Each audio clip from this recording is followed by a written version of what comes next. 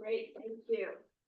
Good evening, everybody. Thanks for being here. I will go ahead and call our November 14th, 2024 Cities Association of Santa Clara County Board of Directors meeting to order at 7:11 p.m. Shali, can you please call the roll? Ann Bybee. Present. Sheila Mohan. Yeah, for Sheila Mohan. Okay. Nathan Larger. Here. Stanley Mock. Present. Matthew Hudes. Here. Carmen Montano. Or Evelyn Chua. David Alahi. Present. Mark Turner. Here. Margaret Abe Koga. Or Pat Showalter. Okay. Greer Stone. Here. Rosemary Kamei. Or Sergio Jimenez. Kathy Watanabe. Here. Tina Walia. Here. Larry Klein. Here. With 11, we have quorum. Great, thank you, Shali. Next, let's move to public comment on non-agendized items. Do we have any members of the public in the room or online that would like to comment on non-agendized items? But no one online. Anyone in the room? Seeing none, let's move to the agenda, and our first item is our consent agenda, and we have two items. It's the minutes from our last board meeting of October 10th, 2024, and then our 2024 financial year in review. Any questions, comments on either of these items? If not, I will look for a motion to approve the consent agenda. Move So to moved. approve. Second. Motion to approve the consent agenda as presented by Turner, second by Klein. All in favor? Aye. Any opposed? Motion passes. Great. All right, next is the president's update. And first, I want to start by saying congratulations to all the newly elected and re-elected mayors and council members. I'm sure many of you are celebrating that it's now behind you. And you can look ahead, but you know, regardless of the outcome of your personal election or other elections, just thank you for participating in the process. Thanks for sacrificing your time, and I'm sure many other things to do this on behalf of our communities. So really, thank you, thank you, thank you. Also, this is our last board meeting, regular board meeting of the year. As you know, our next meeting, in quotations, will be our holiday party, which is confirmed and scheduled for Sunday, December 8th here in Los Altos. Shali will be sending the invite out tomorrow morning. So it starts at 5:30. I'll just give a high-level overview of the schedule for the party. So it's here in Los Altos at State Street Market. I don't know if you're familiar with State Street Market. So it's downtown. We will be having a social hour from 5:30 to 6:30 p.m. And then we'll move to an adjoining restaurant, which is called Chuchella, for dinner and the formal program from 6:30 to 8:30 p.m. And we have a couple surprises. And as you know, for the holiday party, when we have an election year, it's really thanking outgoing council members, welcoming new council members, and celebrating our successes this past year. Number one, obviously, being our JPA formation. So please RSVP as soon as the invite goes out. We are charging member cities $50 per person. Your cities should be able to cover it. So your staff and council members, both current and incoming, would be charged $50 per person. For other guests, meaning non-members, so that city that's not a member of the Cities Association yet, and other guests, they will have to pay $75. So we decided to have a difference between members, Cities Association members, and non-members. So $50 for members and $75 for non-members. We do have a cap of 75. In the past, we normally have between 65 and 70, so we think 75 is a good number, but you never know. So please RSVP as soon as possible. Have your staff members RSVP and any incoming council members that you would like to invite. Please let them know. And then any questions on the holiday party? Okay, hope to see all of you there. And you'll notice that we're doing it on a Sunday. It's usually on a Thursday. On the consent agenda, we had the financial year in review, and this was a change this year where in the past, we would do a monthly financial update, and we all voted to move that to a quarterly update, and at the end of the year, we do a financial review. And we typically include a budget packet with that review. Because of the holiday expenses and a couple of other items that came up, Shali will be presenting that in January. So unfortunately, it's not part of our packet tonight. Here's Margaret. Congratulations. Okay. One thing we wanted to note, though, for the holiday party, at the last board meeting, we talked about the cost of the holiday party and that we had budgeted $3,000.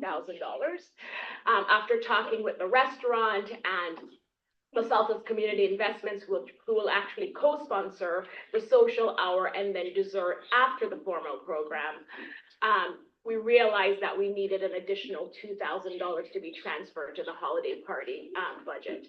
The good news is, one, we already had a hefty surplus, but two, we didn't spend the $3,000 we had budgeted for a summer event, because that was fully sponsored by El Camino. So we had those funds in our budget, and so when Shali comes back in January, you'll see that additional $2,000 being transferred to the holiday party fund. Hopefully we don't spend the full $5,000, but we wanted enough of a cushion. So you'll see that in the January budget and the packet that she'll put together with the new treasurer. Another event I wanted to share with you, it's the upcoming Cal Cities Peninsula Division annual legislative update.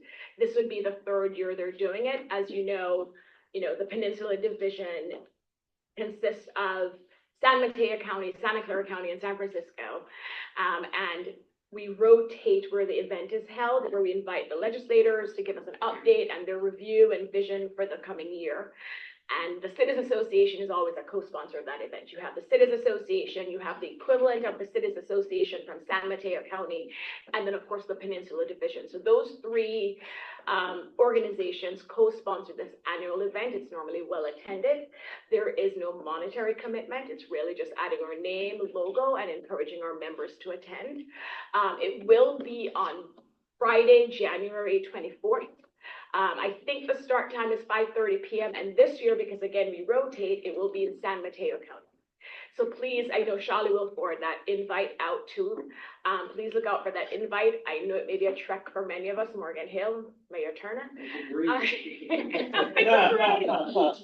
Friday, 5:30 p.m. But it'd be great if we have a strong showing as we've had in the past from the Cities Association. And the last thing, speaking of Peninsula Division and Cal Cities, I attended the Cal Cities conference a few weeks ago, and I know many of you were there, and went to different sessions. And one of the sessions that I really enjoyed and I thought was relevant to the work that we're doing or will be doing in our cities was a session on e-bikes, right? Legislation, local city ordinances, and enforcement of e-bikes in our cities. It's definitely an issue here in Los Altos. We're getting a lot of emails from residents. It's mostly teens, and I won't say if I know them, who are biking downtown and not following any rules. And in their defense, the rules aren't clear sometimes. And so as the outgoing president, I look to our incoming president, Mayor Klein, to maybe add this to the agenda next year, because one of the suggestions from the e-bike session was, within counties, maybe work together. So whatever ordinances we adopt, they're very similar, because they're teens. They're not going to pull up ordinances to see what the rules say. So if a teen from Los Altos is e-biking to Palo Alto, she, the individual will know, at least should know, okay, it's the same rules that apply. So when I was listening, I said, well, I'm the outgoing president, but I actually think it would be a good item for the Cities Association to take on next year. And then with LAC, for incoming LAC chair, it's also to watch what the legislation looks like, because I know Cal Cities and some cities at the conference also mentioned that they're going to advocate and push for legislation in public safety, or different police departments are definitely supporting this because it's an issue for them as well. So I thought I would share that. Any questions, comments on my report? Anyone wants to add anything about the conference, the Cal Cities conference? Anything? About this conference. So for the San Mateo event on the, Friday, January 24th. thank you, what, has the location been finalized on that? Life sciences. Is that Caltrain accessible, friendly, or not? I don't know. I don't think it is because that's where they had it 2 years ago and it's almost in an industrial park area with a lot of, so I don't know, Okay, but I don't think so. okay, just one. Yeah. Thank you. And that's good feedback for 2 years from now when they're hosting again. Or another option is to carpool, right? Any other questions? I can just swing by from where I'm coming from, or just pick everything. You can get a bus. Bus. Or you can take a bus. I was gonna say an e-bike. Okay, I think that's my list. So if no questions or comments, let's see if there are any public comments on the president's update. But none of them. None online, none in the room. Then I will open my agenda, and so we'll move to item number 3, which is clean energy buildings, and we're fortunate to have Zoe Elizabeth from SBCE. And one of the reasons, this is our last meeting, we realized that this was one of our priorities this year, and we felt like we had touched on it a couple times, but maybe we needed a bigger agenda item focused on how we as cities can really continue to tackle climate change as our priority. And as the executive committee, we came up with the idea of having someone from SBCE to talk about policies, challenges, and opportunities for cities. And also, I'm happy to see Pat Burke here from Palo Alto because I reached out to him as well, and I know we have Mayor Stone. But just also, sharing ideas about what we're doing in our individual cities. I know at the EC meeting, Margaret shared some things at CARB and Mountain View that I didn't know of. And I think that's how we benchmark and learn from each other. So with that, Zoe, I have to read your bio. It's what we do. And I know you have your team online. I see you have your CEO and board members. So Zoe serves as the Deputy Director of DCAR Programs and Policy at SBCE. She and her team work with 13 SBCE member jurisdictions to prepare for and plan an energy transition that benefits all. This includes providing technical resources for community-specific reach codes. Around $20 million in grants to fund community demonstration projects at public buildings and hosting a monthly gathering of member agency staff. Zoe has worked for and alongside local governments on issues of resilience, energy, and climate action for over 15 years and has held leadership positions in academia, public agencies, and private consulting. She has a master's degree in urban planning from UCLA, where she focused on a regional approach to climate action. And of course, we're also fortunate to have SBCE's president as our second vice president, Ms. Tina Walia. And so we're just surrounded by a wealth of information here on SBCE and what we can do as cities. So with that, Zoe, I'm going to turn it over to you. Fantastic. Do you want me to share? Because I do have the access. Maybe that'll make it easy. Okay. So thank you all so much for inviting us to be here. It's been a very busy month for all of you in campaigning and very busy couple of weeks. So really honored to get to be here and talk a little bit about buildings. I'm going to kind of go through, I know it's been lots of ups and downs and probably lots of questions people have over the Berkeley decision and then also big opportunities that are coming up with the new 2025 code.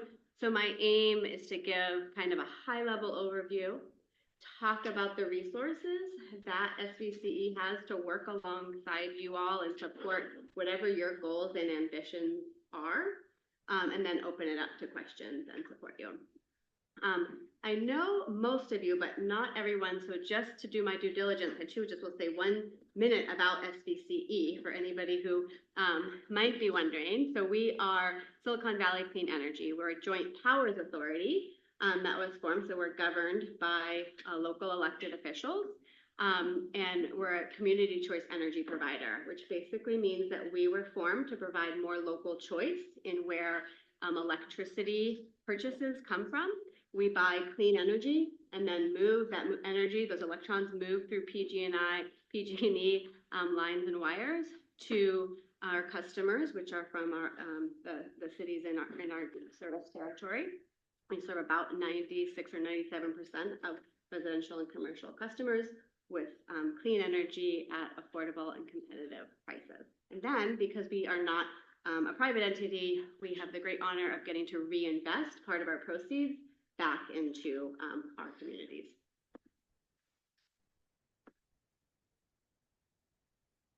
Okay, so I'm here to provide an update. I already said this piece in this, opportunities, challenges, in what has been a very dynamic world. These are the jurisdictions that we work with, so everyone except for San Jose, Palo Alto, and Santa Clara, but we are, colleagues and collaborators for all local jurisdictions. So I'm gonna jump right in. I know that climate change is one of the key priorities of the Cities Association. I always like to just set the stage of why is SBCE so focused on building specifically? So our mission, we were formed again by cities to basically help our jurisdictions, our communities to reduce dependence on fossil fuels.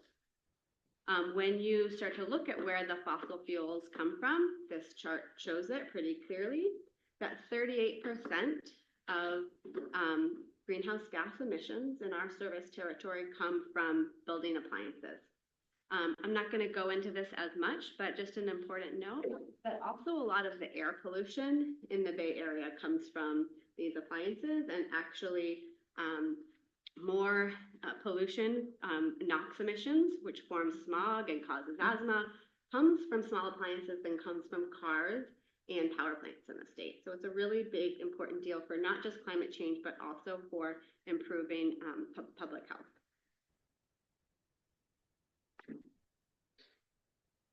And because of the climate and also the health issues from combusting natural gas in buildings, there's been it's really been probably a decade in the making, but it's really picked up speed over the last few years.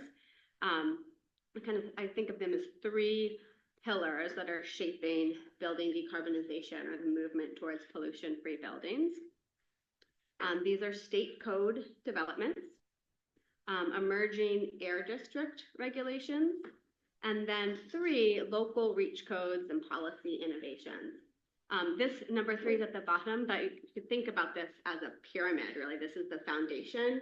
The state looks towards what local governments, the action that you all take and test and innovate on to see, showing that there's interest and that it works for people and their buildings and the economy, and then use that to inform kind of what state code is. We actually just had a meeting with the CEC, and they said, yeah, it's really our state code this year was built on what we learned from what local agencies were able to adopt. So it's really a big ramification. I'm going to go through these each very, very briefly, and happy to answer questions. So the 2025 State Building Code, the triennial code that is updated. We just realized this is the 3rd time we've actually been working with jurisdictions on adopting this code. The big news from a pollution standpoint is that the 2025 state code bakes in heat pumps, water heating, and space heating for standard calculations for development. In the lingo of the code, they call it the prescriptive requirement, but because it's a weird law, that doesn't actually mean it's required. It just means that kind of the baseline calculations where the state starts from is that for most buildings, if you build with a heat pump with all electric heating and space conditioning, you'll be more easily able to meet code requirements, right? So a lot of folks will do that because it's just easier to get approval for those permits. Here's a kind of a bigger slide that you all have access to. It kind of gives a cheat sheet on these things, but shows the distinction from what was in 2022 and 2025. But the real story here, I think, is when SBCE started working on this back in 2019, that standard baseline was fossil fuel equipment. So even though electric appliances are much more efficient than gas appliances, the way the calculations work, it was harder for people to build with pollution-free appliances with all electric equipment. In 2022, the short story is that most buildings would have to have either water heating or space conditioning with a heat pump, all electric. And now in 2025, that's the baseline that will become the baseline for all equipment. Again, that doesn't mean that people have to build all electric. In certain instances, there's other things that you can do. And then, of course, this doesn't touch on things like cooking and space drying and comfort compliant appliances such as pool and spa heaters. Okay, so that's the 2025 code. The next thing that folks in this room may have heard of is emerging air district regulations. So the first and most immediate that affects our region is the Bay Area Quality Management District, BACMed, passed amendments to NOx appliance regulations back in 2023. The amendments are currently set to begin phasing out the sale of new appliances, so when appliances fail and are replaced, starting in 2027. The BACMed board is actually going to be meeting next month to kind of discuss the updates and the most recent research. There's potential that rules could get pushed back or they could be amended, but that's as they are standing right now. The South Coast Air Quality Management District, which covers, I think, more than 20% of the state's population, has also voted on rules. They are focusing on large appliances first, like large boilers, and then they will be voting on smaller appliances that we're all familiar with in March. And then finally, statewide, the California Air Resources Board is looking into similar rules that would be statewide to phase out greenhouse the gas appliances. Again, for the same reasons CARB is charged with implementing the state's climate plan. And because buildings are such a large portion, this is the rules that they're looking at. Right now, the proposal is to be on track with BACMed and South Coast 2027. It's hard for me to imagine that those won't get pushed back. They're just because they're already farther behind doing this statewide, but that's what's in the most recent stuff, PowerPoint. But I would be shocked if it wasn't pushed back. And then finally, all of you, what we're really here to talk about is local agencies always have the ability to adopt local codes on top of or enhancements to the state building code. So one, a celebration update of the impact that everyone had here. In 2022, all of our jurisdictions passed a building reach code or an EV reach code. And I just put one statistic here, I could have more, but our estimate is that these codes increased heat pump water heaters in our service territory, which are about half of that pollution I showed, 4x in just 3 years. Which is much more than we can do with program incentives. The other great news is that because these things were done at the time of construction, they actually are at a very much lower cost. So it really makes a lot of economic sense. And that was all before the Berkeley ruling when people started to roll those things back. So there was still some progress made on reducing that pollution. And then as folks know, with the Berkeley lawsuit that was ongoing and ultimately Berkeley lost. Just a kind of quick update here, and we're happy to kind of share more if people have questions. There's about 7 agencies. I put at least here because this is always a moving target that since that ruling have adopted or considered new codes, either focused on air pollution or different ways, something called an energy performance code. And then for at least 5 jurisdictions who have suspended their code. Okay, so options for 2025, what comes next, what's out there.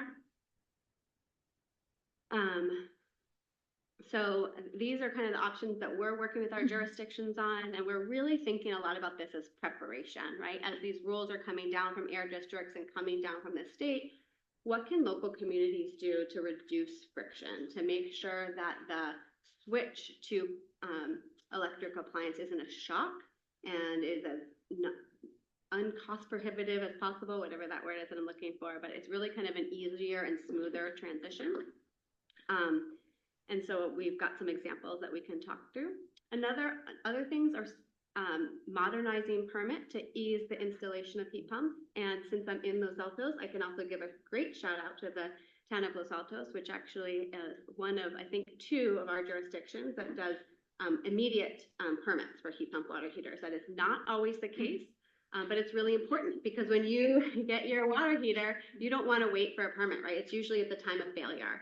And sometimes that can take several days or a couple weeks. And so, and Monte Sereno is the other jurisdiction. So that's a really good improvement that we get to also take up to the state and talk about the innovation that's happening.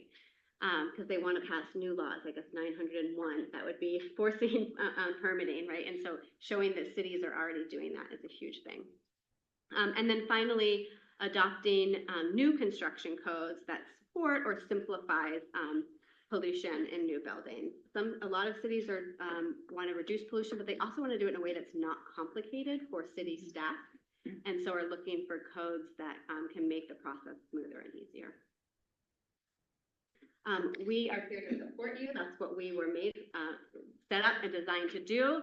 My team with Tony and Eric and Jessica who are on that is all our team really does. We're here to support our member jurisdictions, and our board committed $4 million in technical resources and other support to really help you kind of create tailored codes and policies that work for your community.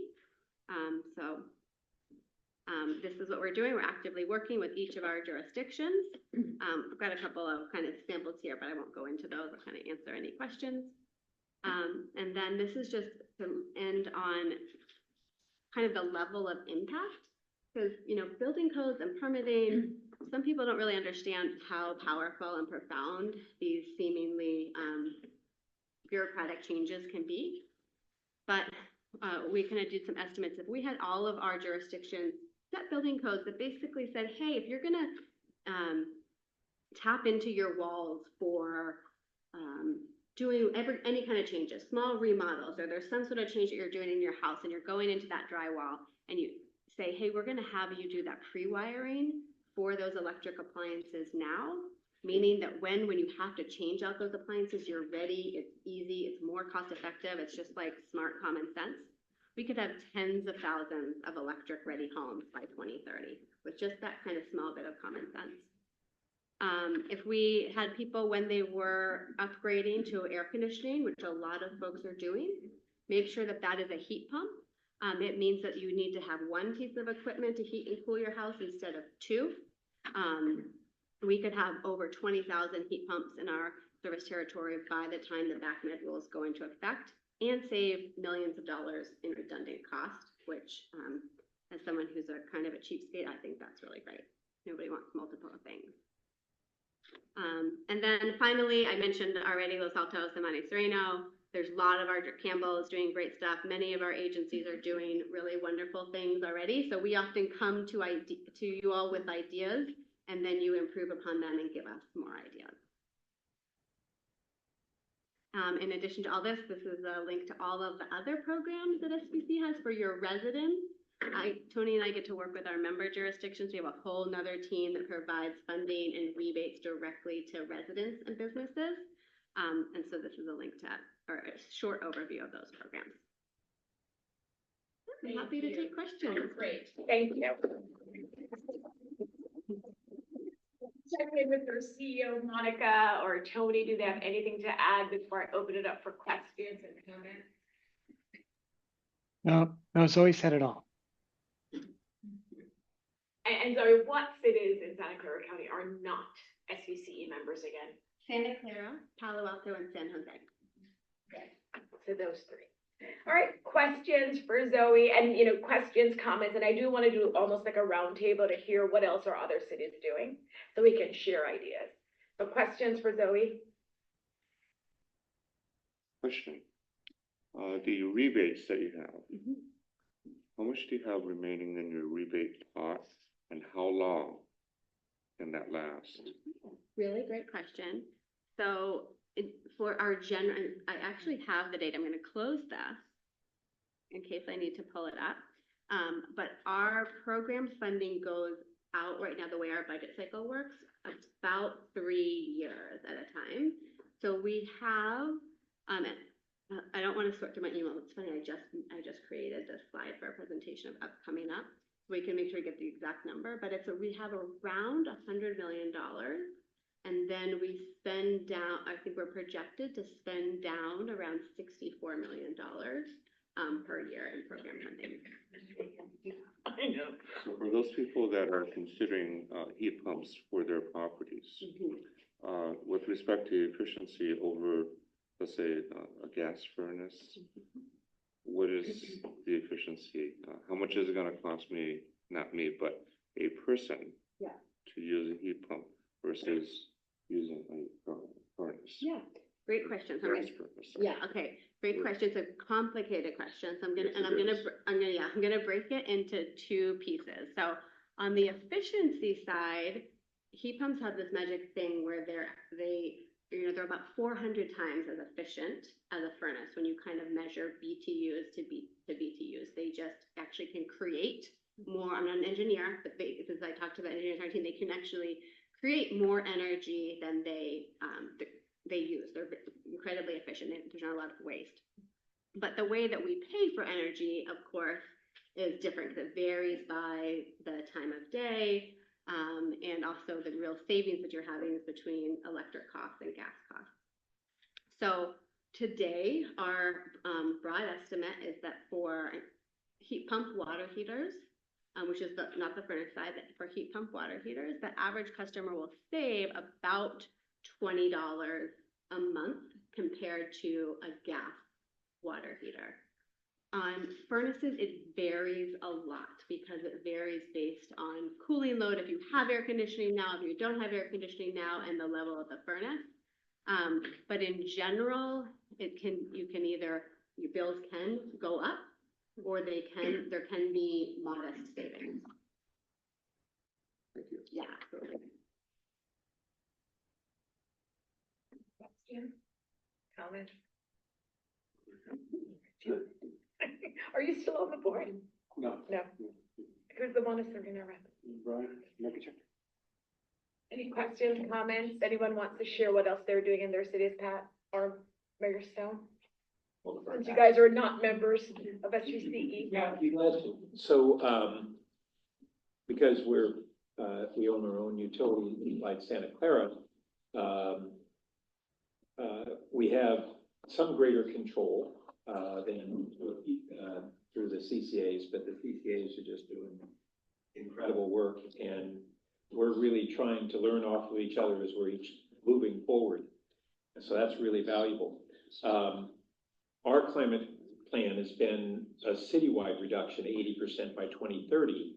And out of our remaining GHGs, 60% are still in transportation.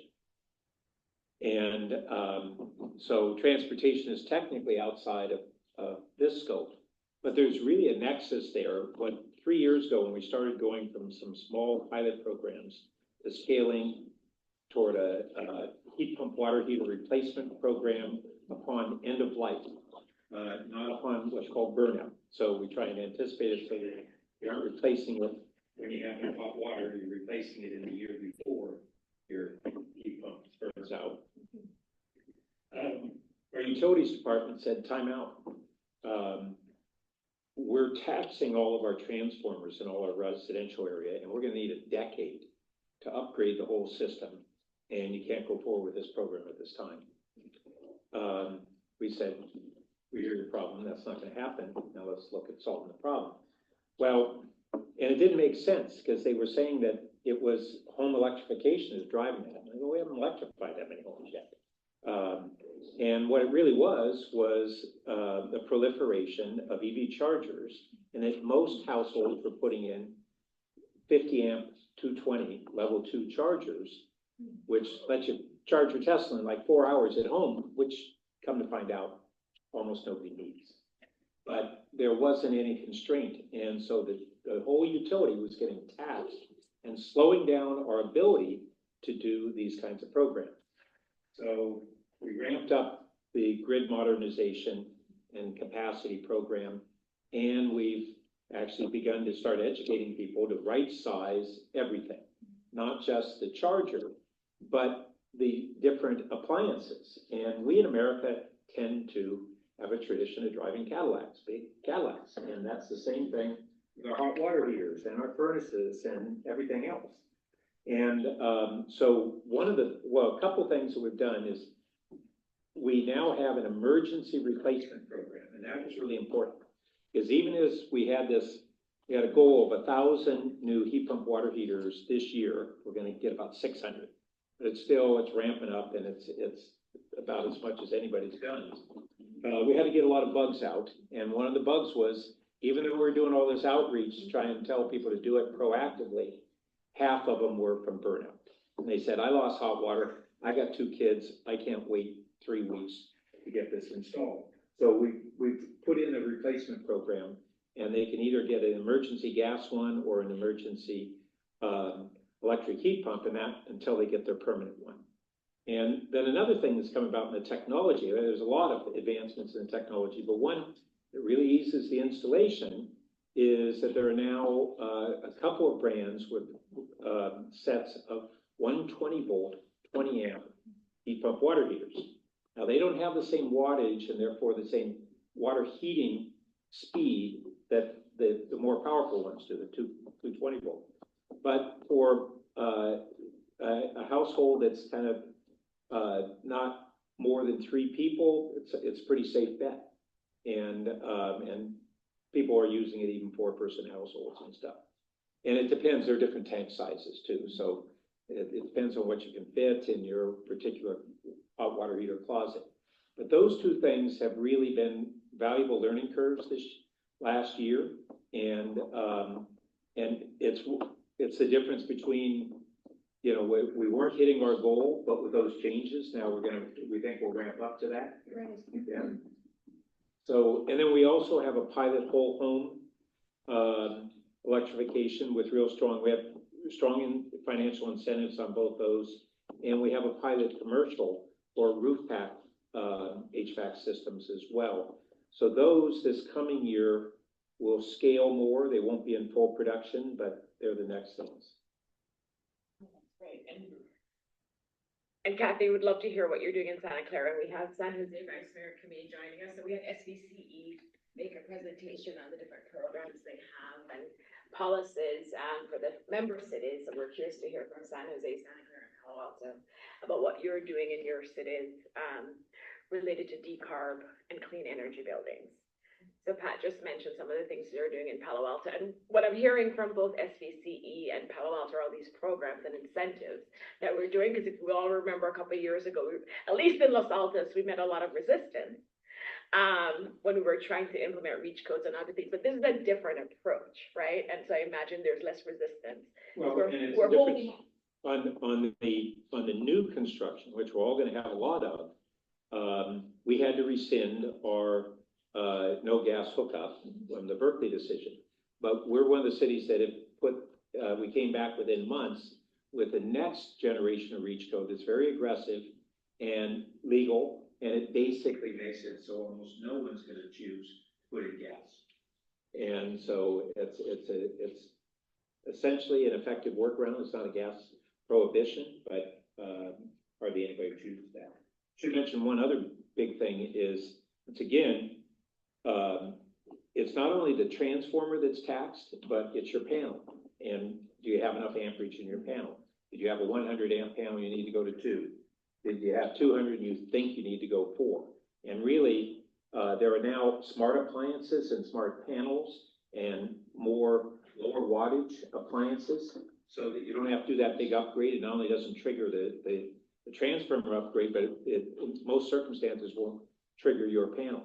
But then multifamily homes is our bigger challenge, and including on the EV chargers. And once again, that affects their ability to electrify their building if they don't have the power and they have to upgrade the whole thing. But and it's tougher incentives because you have the property owner separate from the tenant. And we just yesterday had an update on our EV strategic plan. We brought in the California Energy Commission consultants are really doing a great job on that. And we we're hung up on the multifamily, and I had been told by some developers that on new construction, they don't need to be told to put in electric anymore for the most part. Right. Saying that it's a competitive necessity. Right, yeah, that makes sense. What, I went back and looked, and actually, there's an update this year nationally, which is likely far behind us. 32% of multifamily property owners are planning in the coming 12 months on putting in new charger systems or upgrading or replacing existing ones. That's without mandates. And so the market is starting to take over because the tenants say, I need charging. And that's really helpful. Because if we had to rely entirely on incentives for that, we aren't sure how we'd get there. Market demand. Kathy, anything from Santa Clara? Oh, yeah, well, I looked up because. Yeah, Pat just know he has it memorized.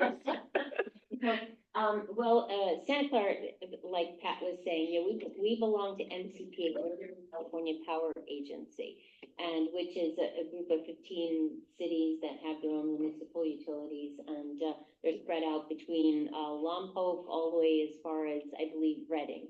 And so I've been the alternate for the last 4 years, I think. And so anyway, working again together, with the goal of, energy and gas reduction and, all kinds of things. But, the important thing is that, the goal is, climate change, focusing on climate change. And one of the things that they're working on is with the Lodi Energy Center is focusing on hydrogen and how to expand on hydrogen, using hydrogen as a fuel. And actually, I've been to Washington twice, focusing on that, advocating, and to just get it more, focused on in the state of California. So that was very exciting to be a part of that, and actually I'm going to miss that. So, but Santa Clara, we did pass a climate action plan. We also passed the REACH codes. I think it was about 3 years ago, and but Silicon Valley Power, which is our municipal utility, they do offer a lot of rebates with and incentives in an effort to get people to switch over. And what I found interesting, Zoe, when you were talking about the building codes and changing things out, our water heater went out about a year ago, and my husband really wanted to go with the heat pump water heater, and we went to Home Depot, looked at all of the rebates and everything, and the problem we had was that in our garage we didn't have the ability to install it, and so and we had 2 guys come out to give us estimates, and it was going to be it was cost prohibitive, really. And so my husband said, just forget about it, we're just going to stick with the gas heater. So you didn't hear me say that, but but going forward, I mean, these are things that we need to look at in terms of building codes, changing building codes, and putting in, putting the ability in there to so that people can have it built in, so that they can, take, these initiatives to install, electric heaters and to upgrade in their homes. So, because it was definitely a problem for us. We wanted to do it, but it was just too cost prohibitive. So anyway, that's just an oversight of what we're doing. Rosemary, anything? And I know I'm putting you on the spot. Yes, and I apologize for coming in late. This is my 3rd meeting in a very short window. I was at the meeting with you. I was there. That's right. One of the things that we did in this last budget cycle is to create the incentives.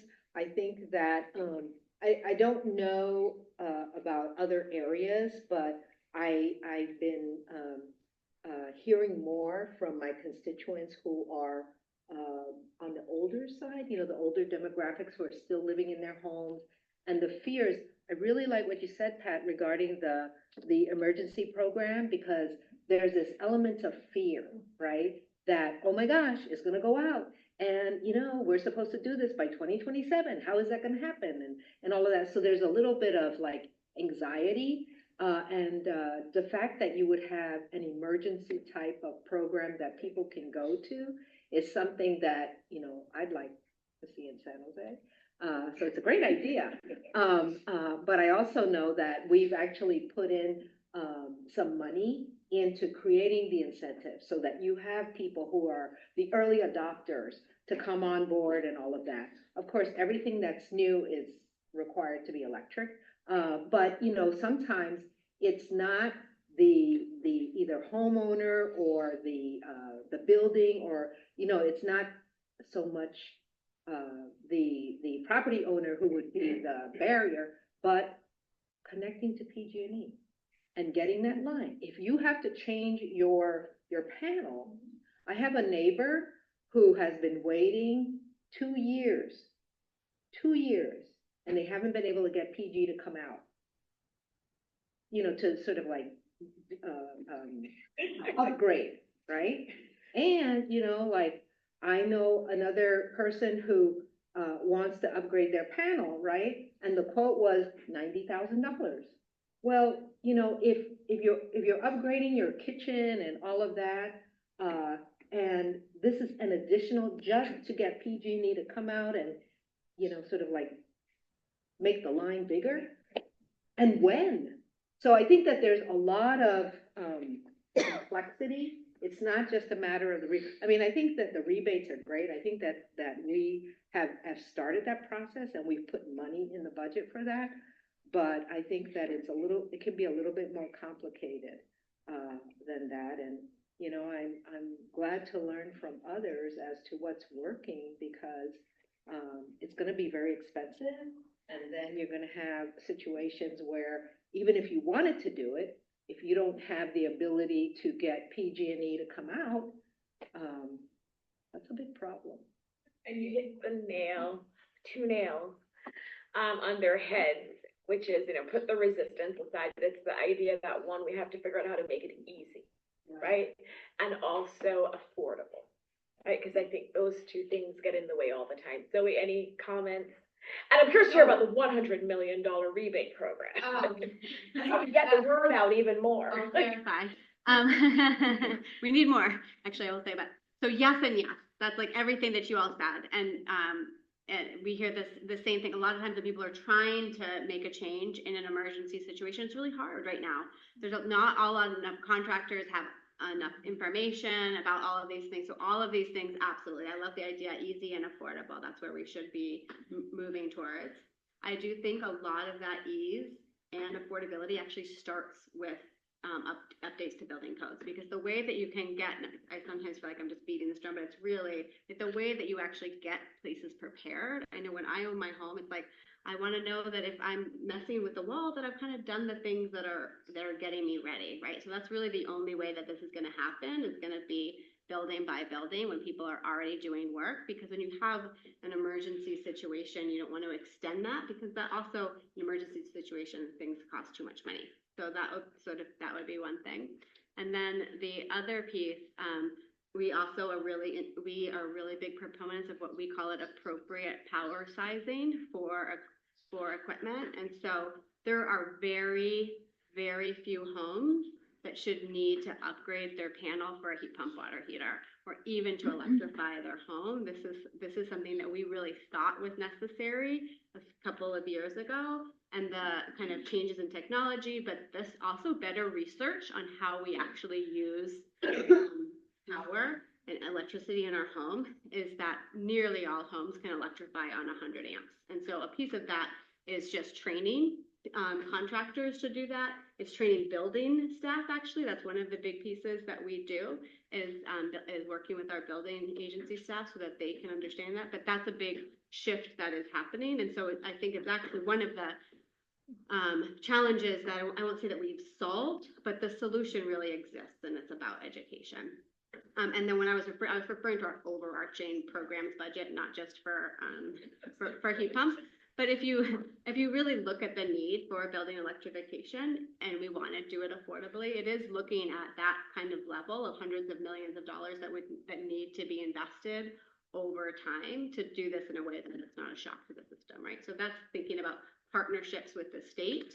I keep saying we need to think about infrastructure level of funding to make this so that it's not on the backs of homes and businesses. Thank you. And thanks everybody for sharing. Oh, go ahead, Jared. No, I just wanted to offer, since Vice Mayor Kamei came in more or less halfway through the question, lest anyone think that San Jose is derelict, they do actually have their own CCA, which is San Jose Clean Energy, and does an awful lot of the same work that Silicon Valley Clean Energy does, and they partner on all kinds of things. So you'll see them at the same events. And the city is also in the process, actually, not to let Santa Clara and Palo Alto steal all the thunder here, establish its own utility. Municipal utility number two. Yes. I didn't want to bring that up, but we're exploring. We've established the legal infrastructure yeah. for it. No, thank you, and Zoe, just for your benefit, what we have been doing this year is we send a summary and we like to do action items. So learnings from this discussion, we'll put it all together and send it out to the representatives to share with their council members. But this is great. Thank you so much, and thanks Pat, Rosemary, and Kathy for sharing what you guys are doing. Any public comments online or in the room? Oh, go ahead. Oh, no public comments. I'll turn it over to SBCE President Walia. No bias, of course. Big shout out to Team SBCE. We have come a long way while we are providing clean electricity, we are also putting a lot of effort, as you have heard from Zoe, in reaching out to every single community, managing 13 different cities, 12 cities plus the county. They are very different in their scope, in their challenges, in the opportunities. And that is where Team SVCE right now, Zoe knows about all the cities, what works, what doesn't work, and how to move it forward. It's the board, they come to the board asking for more money, but how to implement that at a very granular level is a very big task.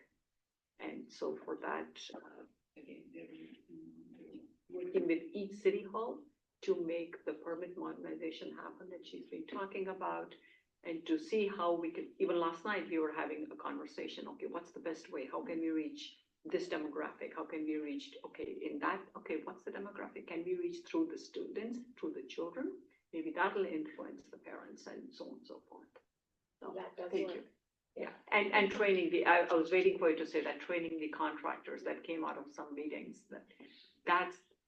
that was a big gap at that time, and SVC invests. What I'm trying to say is, and SVC is investing in different forms at different levels wherever we find there is a gap. And that's just phenomenal, rating results. Yeah, great. Thanks, you guys came on board. So thanks again for being here. Okay, we'll keep moving. Our next agenda item is synthetic cannabis. And we have a speaker, Matt Savage, who's with the county's Department of Public Health. And I'll read your bio, Matt, but I will say, the ECP board members really want to compliment Matt, because he was very persistent in a great way to try to get in front of us. He never gave up. We kept saying, we don't have space on our agenda, and he'd follow up with an email saying, can you fit me in? And so this is our last meeting, Matt, and we're able to fit you in for 10 minutes. That's great. I appreciate it. So let me do your brief bio. So Matt's a program manager for the Substance Abuse Prevention Program. The program educates elected officials, community leaders, and residents about policies to help prevent underage substance abuse. He previously worked as the healthcare policy aide for Supervisor Simidian from 2019 to 2023, and as a council aide for then council member Sylvia Arena from 2017 to 2019. He has a master's degree in healthcare administration from Cal State East Bay, and an undergrad degree in political science from Lewis and Clark College. Thanks for being here, Matt. Thank you. Thank you so much for having me. Thank you for taking time out of a busy Thursday evening for having me. Go ahead and next slide, Shelley. So I'm with the Substance Use Prevention Policy Program. We kind of grew out of the tobacco prevention program, partially because county staff would visit tobacco retailers and see these strange cannabis products that weren't really sure what they were. So I focus not only on underage cannabis prevention, including synthetic cannabis and regulating synthetic cannabis products, but also making sure that new alcohol retailers aren't placed near schools and other sensitive areas. And our program is very fortunate to receive funding both from the Behavioral Health Department and from the California Department of Public Health. Next slide, please. Next slide, please. Oh, sorry, previous slide. I'm so sorry. So what is synthetic cannabis? I'm going to guess most of you have never heard of synthetic cannabis before. I had never heard of it until I started this job. It's possible you've heard of Delta-8 or intoxicating hemp, but this is really something that's kind of under the radar.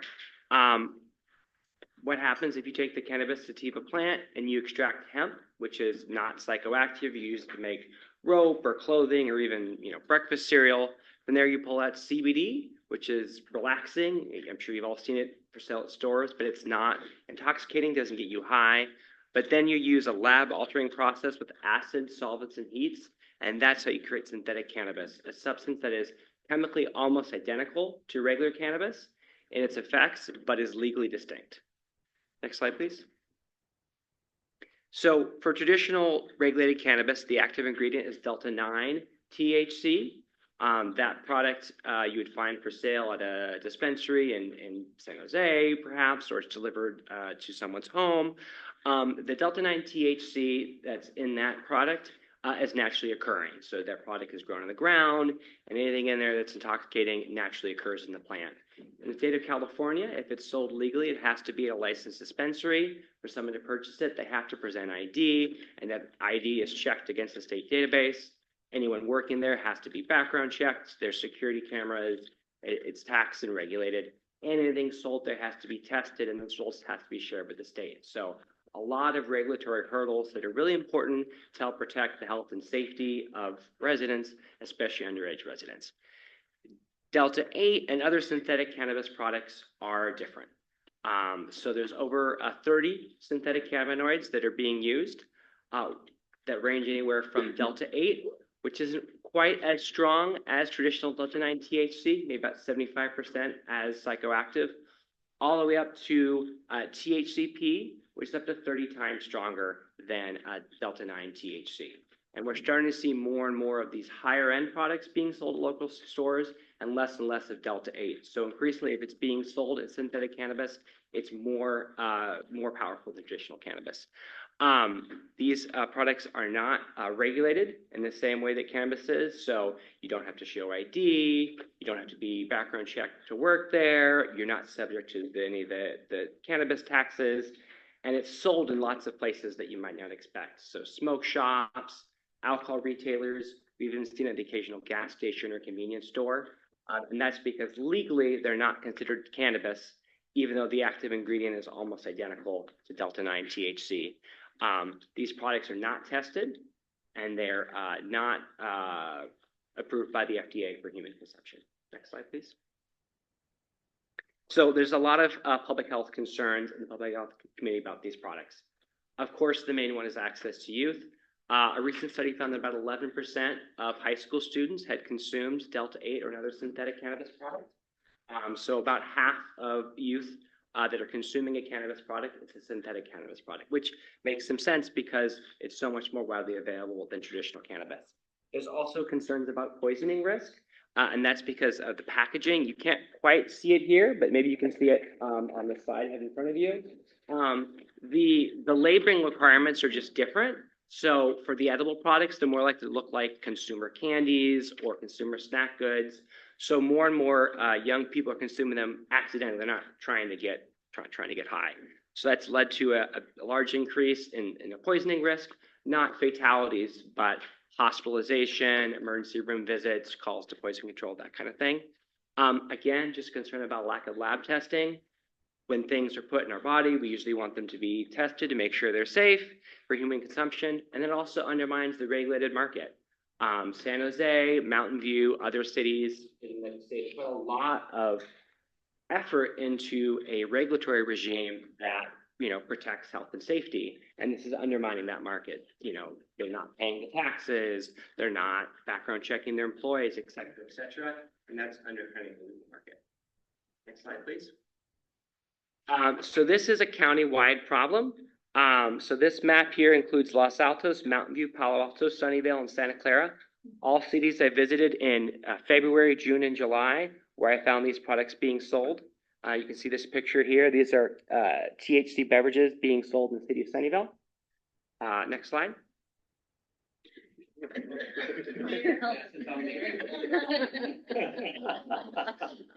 be fair, I just met with your police department, so they're aware and they're looking into it. So you're covered. This is South County. So sorry, Councilmember Turner. Morgan Hill and Gilroy, about half a dozen stores on them. Oh, Mayor, of course.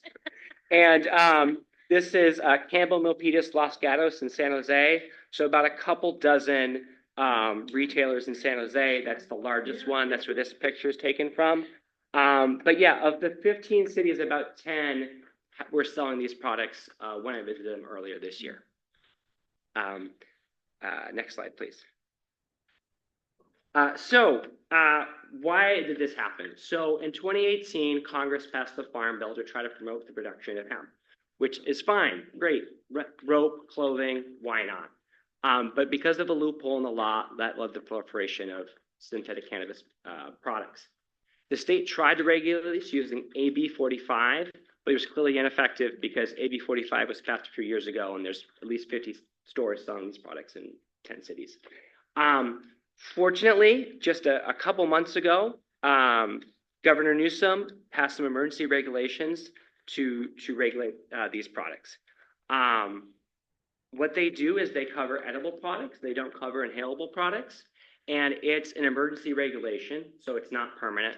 And it relies on enforcement. So while state enforcement is great, it's still not clear whether state enforcement alone will be enough to protect consumers from these products. But it's still a great step in the right direction.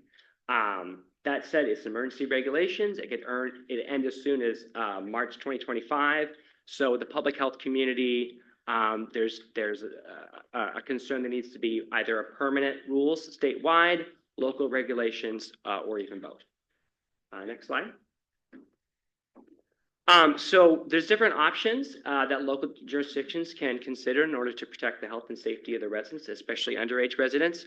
One is just local enforcement of the order. According to the press release from the CDHP, local jurisdictions, including their law enforcement, code enforcement, et cetera, are able to enforce these regulations on the books and will be able to do so as long as emergency regulations are enforced and if they're upheld by the courts. There is a lawsuit right now, so there's some concern about that. San Jose has already led the way. Thank you, Vice Mayor Kamei. They're already in the process of creating a conditional use permit for smoke shops and vape shops.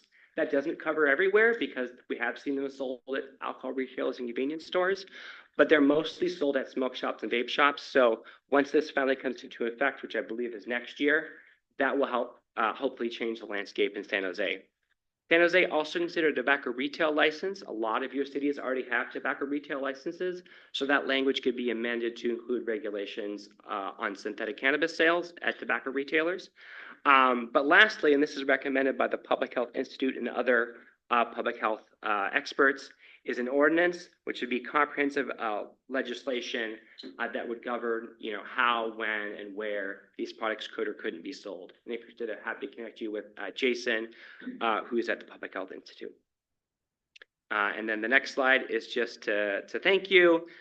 Please visit our website. Please send me an email, and I'm happy to take any questions you might have. Thank you, Matt. Questions, comments? Sunnyvale selling more than Morgan Hill? Yeah, so Morgan Hill had 3 retailers, Sunnyvale had 7. That said, Sunnyvale is probably bigger than Morgan Hill, so per capita, I'm not sure how that. The question really, yeah. So you met with Sunnyvale's police department. Yes. Do you have a tendency then to meet with local PDs to? I've met with police in Mountain View, Sunnyvale, and San Jose. I haven't met with all the police departments yet. I've also met with I've met with several of you here in this room. So I'm trying to make the rounds around the county to get the word out. But yeah, I've met with law enforcement, education, and elected officials. But Mayor Kern, I thought you were gonna do, because I jotted down meeting with or PD. Yeah. That's something we could help with, maybe put you in touch. Yes, absolutely, please, yeah. That'd be helpful. Yeah, I wasn't as focused on law enforcement previously, just because there weren't laws on the books. Now there are laws on the books, so please let your departments know. But that said, you know, the experts we talked to, do you think it's still important to have local rules as well? Both because, you know, this is an emergency order, it's not permanent, there's no guarantee if the state will do permanent legislation. But also just, you know your own communities, you have your own land use laws, and, you know, you can decide, you know, what products can be sold where. I see you, Mayor Kern. The ordinance that you mentioned, Jason is that a template that we can? Okay. Yeah. great. Mayor Kern? Yes, so is the state doing anything or plans that you've heard of for? Yeah, so they just did a press release. I think they visited some stores in like the Central Valley, and they visited some stores in the Sacramento area. I think they probably will do some more visits. I'll still let you guys know if they start visiting stores in our area. But, you know, the state just has limited resources, so I think they're going to do probably some big flashy things and get a headline, but they're not going to visit, you know, all 50 stores in Santa Clara County that we visited. Yeah. Is it more, you know? Yeah, so they are. Coming next year, and then of course, from a education to parents to Yes. what's happening in the county. Yeah, so the flyer you have actually is designed for parents and care, not designed for elected officials. So in Sunnyvale, you know, I've been to Columbia, Okay. I've been to Peterson, which is a Santa Clara school, but it's in Sunnyvale. I'm meeting with MVLA next week. I've spoken in San Jose a couple times. I have a woman that works with me who just does community education for this. But that said, you know, definitely letting schools know, letting parents know is important. Because even if we do pass a law at the state level and local legislation, we all know that, you know, young people are going to try to get substances. So having parents talking to youth about this is the most effective thing to do. Thank you. Yeah, I definitely understand the need for localized enforcement and education, et cetera. I'm not sure I really understand the argument for local ordinances versus state law, since cannabis is legal at the state level. It's not on an individual, city by city basis. I mean, part of it's because of land use laws and what can be sold in which locations. It's also because the state rules right now, they're temporary. It's not legislation. If statewide permanent legislation were to pass, then that might be less of a need for local legislation. But right now, it's an executive order that could end. It's already subject to a court challenge, and it's probably not a permanent solution. If a permanent solution does arise, there's also a possibility that they would just move it into the dispensary market, which means that local cities would have to decide whether or not to allow these products to be sold at dispensaries. But yeah, I mean, part of it is TBD. This is changing very quickly. So we were recommending and still recommend local cities pass ordinances before there is a statewide emergency ordinance. I would say until there's statewide legislation, it's still something cities can consider. And Yeah. the legal challenges that you're anticipating at the state level, would they also apply to the local ordinance? I mean, I'm not a lawyer, but not necessarily. So the hemp industry, which is a $29 billion industry, it's actually only slightly smaller than the cannabis industry, sued the emergency regulations because they are an emergency regulation and not done through the legislature. If they were done through the legislature, it's still possible you could see a legal challenge, but I think there'd be less standing. Sure. You sound like a lawyer, man. Yeah. I've had to learn a lot about this in the last year and a half. Mark. For local ordinances, do you Yeah. have any sort of a template or language we could use? Yeah, the Public Health Institute does. I'd be happy to send it to you. We'll circulate it. Yeah. Would you do it? Okay, and can we get your email? Yeah, it's on the next slide. So I'll Yeah. email this Oh, presentation. Okay, that'd be great. And can you share those 3 stores with me? I don't remember them offhand. I do. There- If you email me, I do have them on a list somewhere. So when I meet with city council members individually, then I will have a slide that just like I met with Councilmember Abakoga, earlier this year. I actually had a slide that had all the stores and where they were in the city. But because there's 50, it would take me, 10 slides to do all of them. Yeah, no, Morgan, I think it was just 2 or 3. It wasn't a lot. Oh, thank you. Any public comments online or in the room? Nothing online. Nothing. Thank you, Matt. Thank you all very much. Take care. Next, we will move to the housing element update roundtable.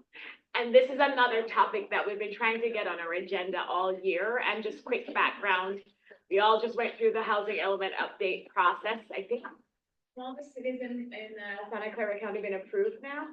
Right? Yes. Except for the, well, except for the county. That's math. I'm not bored anymore.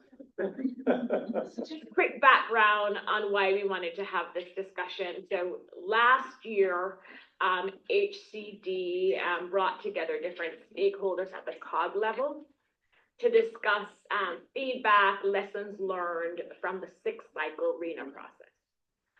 So they went through that whole process. There were a lot of community meetings and COG agenda items on this topic. And they actually came up with a list of recommendations that were finalized May of this year. So this process started last year, called like Future 2040. It's recommendations to the state legislature on things they can do to improve the RENA process. And so they presented it to the ABAG board May 2024, so a couple of months ago. And so this is really the start of the process. When I saw the report, it's at a very high level. And listening to us here at Cities Association every month where we talk about where we are in the process, the challenges we were having, we thought it would be a good topic for us to discuss. Now is the time to provide that feedback at the ABAG level, and we'll see what happens next year with legislation, because a lot of the changes that were recommended at the COG level are changes that need to be made to the California Government Code, right? So these are legislative changes. So, this could just be an opportunity for us to share, commiserate, whatever, but just going through this year, I thought it would be very helpful for us to share experiences going through the RENA, the HEU process, and whatever feedback we want to provide to ABAG, so that when they move forward next year with advocating for legislation, we would at least have a letter or something in the file saying this is what Santa Clara County Cities experienced. These are the changes we'd love to see. And I will tell you, we do have a voice. At ABAG, they do listen to Santa Clara County for many reasons. So I'm going to open it up. It's really just an open discussion. And we could do this next year, but one of the reasons why we thought it'd be better to do it with this board is we went through HEU together, right? We're going to have new council members next year that may not even know what the RENA process is. They didn't go through the HEU update process. So we thought this would be the better board to do it with. And it's also fresh in our minds, right? We all just went through it. So I'm just going to open it up, thoughts, what you liked about the process, any learnings, what you would see for the 7th. Did anybody like anything about the process? I mean, we could have got some positives, some more housing in our communities. But just curious to get thoughts. I could do roundtable, or you could just voluntarily, raise your hand if you have comments you want to share. Go ahead, John. I'll just start. I mean, as a small city with limited resources as far as land is concerned, I would like to see a process where cities can meet with other cities or with the county and meet the RENA requirements together with another city, because we may not have land, but we may have other resources, and some other city may have the land and may be better suited to have a multiple housing or whatever it is. So there should be some mechanism for cities to be able to cooperate with each other. Either as a mandate, the county could say, okay, we can do it in the entire county, or cities on a one-to-one basis can deal with, our neighbors like Saratoga or Los Gatos and see, how we can do something that helps both cities out. And currently, there are 2 different mechanisms in place. The one in San Jose and Santa Clara County actually took advantage of that, where you can work together. For example, Santa Clara County is having some of its RENA requirements met by building housing in San Jose. You have to do an agreement that has to be approved by your COG. So they have to go through this whole process where both jurisdictions reach an agreement. They have to submit it to COG, and they have to go through this approval process. Separately, as part of the RENA process, I can't remember the name, I don't know if Margaret remembers, where cities could have actually formed a group. And we chose not to. I think there was only one county that came close to doing it. You come together, but you have, well, and the Citizens Association would be the right vehicle for this, Yeah. right? But there is a mechanism, there are pros and cons to it, because then, you know, which city is gonna carry the bulk, right? But there is a mechanism for cities to form the sub-region and do something similar to what you're saying. Yeah, so I wasn't aware of that, but I guess I got on the board later. But if there's some way to make that easier for cities to be able to cooperate, there's some incentives that are given, and, you know, to make it easier so that it really works, rather, then I think there'd be less complaining. I mean, if we could have had somebody else build some of the houses. Who's the other round? Like, that's the thing. Well, they might, Right. you know, if we know that that's available, and if there's some incentives. Right. That can come from the city, it might make it easier. Jared, I'm gonna go to Margaret just because she's part of this. So we actually did talk about doing a subdivision 10 years ago in that cycle, and at that time it was Mayor Liccardo, but you know, San Jose was actually willing to take more of the numbers if the resources could come with it. The challenge what I perceived was that we start this conversation, but because of our term limits, and it takes multiple years to actually get this done, we have, with the turnover, we just have never been able to conclude the process. So that's the challenge. Like, you know, if all of us are gonna be here for the next, because the next cycle is 2031, like, we should be starting it now. To be frank, it takes a long time, but then, you know, we'll have turnover, so that's always been the challenge. I understand that, right, but 10 years ago, I don't think we realized how bad this process is. I mean, it wasn't. Back then, actually. You did it because you were, yes, they did. The numbers, but, you know, they were quadruple from what they were 10 years ago. And next time, they're gonna quadruple again, probably. Right. So it's gonna be worse, so I think we need more, there might be more of a thought on cooperating with each other.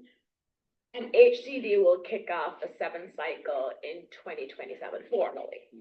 So we have 2 years. All right.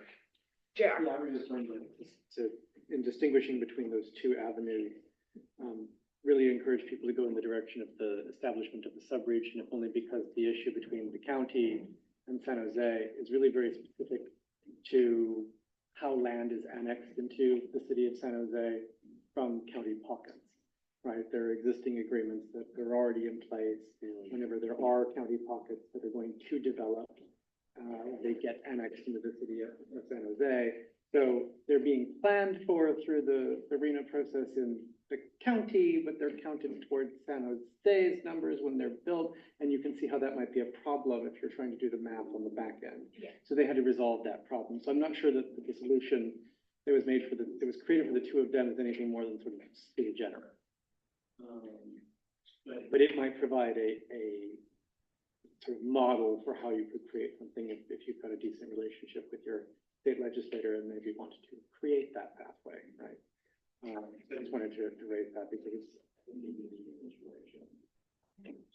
the other thing I would mention, just, you know, with regard to trying to start early, is everybody will be getting reassessed on SB 35 streamlining eligibility very shortly, because we'll reach the midpoint of the new production period. So probably a good time to be giving a lot of thought to that, because like most cities will wind up being something for a light touch version of the law instead of this. I hope the incoming president is taking the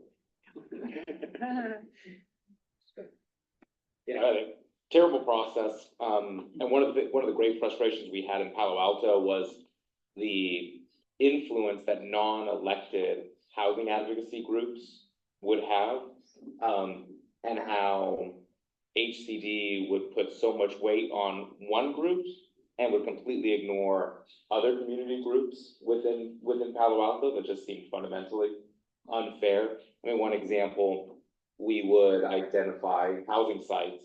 This housing group would go out and actually contact the owner of those housing sites and say, do you have any intent on redeveloping in the next 8 years? And they'd say, oh, we don't think so.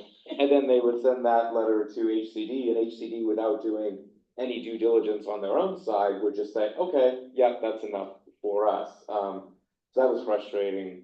And then the ever-moving goalposts also made it really challenging, because we would submit a draft, they would send back comments, we would respond with how we're going to, remedy that. And then they would follow up with new comments that were not in the initial letter, so we were just always trying to play catch up. And it just felt like a very, it felt like, that everything was kind of, stacked up against the city, and I think part of the problem is Palo Alto has had a bit of a reputation within some of those groups, and that was, challenging to be able to do. So that was one of many complaints, but I don't want to keep us here till 2 a.m. Lisa, can I add one thing? This is something I've been harping on for 4 years now, is that the reallocations are housing units, meaning that a micro unit or a studio counts the same as a 3-bedroom condo. Regionally and locally and statewide, we have a crisis in families and school-age families. And is there any discussion about transitioning to something that would look more at number of bedrooms than just as housing unit all counting the same? I remember in May when they presented the report, because I've heard you mention this before, Pat, and I think I've actually raised this because you talked to me about it. I don't think that was on the list of recommendations, but it's not too late. And, you know, we have a statewide initiative through the education department to try to figure out how we bring back and resuscitate the numbers of children in our schools, which is in a rapid decline. And so HCD's initiatives are running counter to that and actually undermining it. And as in our communities, as we want balance in our communities of all housing types, we're running up against a disincentive.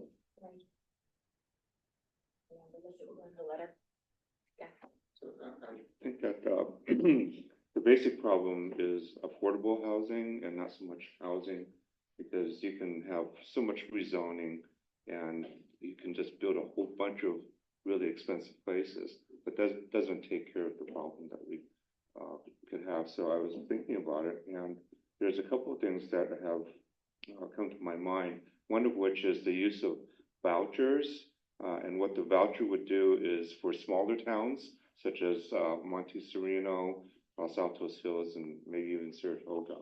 What we could do is maybe put some money into another city so that they can have their situation improved upon and give them funding, because a lot of the people that are actually homeless or unhoused are in those other cities. If those other cities could, let's say, have enough money to, they may have the land already, to just put something called a fifth wheel, just not one, but a whole bunch of them on somebody's property, would be a lot cheaper per unit, and it would house a lot of people immediately. And then they can change the location of that at any point in time. So we only have a certain amount of money to deal with, all of us. That is limited. We're trying to use the money to the best of our capabilities. And I think that, number one, the vouchers would work, because our town has spent more than $1 million on the housing element, and we have 8,500 people. I mean, how fair is that versus 14 other cities, which have significantly, most of them, higher populations than we do? It's not fair to us. The other thing that's not fair to us is that we don't have the infrastructure for this type of housing. Other cities have it already, and they can actually take the critical mass that they have in their infrastructure, and they could use that critical mass. They don't have the funding for it, but maybe we could help them with the funding and reduce our load obligations. There's two areas, folks. And that this is a different recommendation, but it's more the balance, the job housing balance. And so that is, I mean, they talked at length on that issue, because as you know, HCD gives each COG a huge number. And then the COG decides how to divvy up that number among its different jurisdictions in the COG, and they apply different factors. And so, you know, smaller cities will make similar arguments to yours about infrastructure, and those things need to be factored in when you're deciding how many units should go to this jurisdiction over another. And it's talking about smaller jurisdictions and fire zones. And so maybe other jurisdictions, who don't have those issues should take more of the units and figure out how jurisdictions that have those issues still contribute to the housing construction. So there's this whole discussion about that as well. Yeah, the entire point is to be able to take the limited funds that we have, the resources that we have, and use them in the most effective fashion. And today, what's happening is that it is not happening in that sense. I'm gonna have Tina, unless someone has a burning point they want to make, I'm gonna have Tina make those last points and then we'll. Okay, I'll try to keep it very brief. It has been a challenge you have all heard from me over the last few years.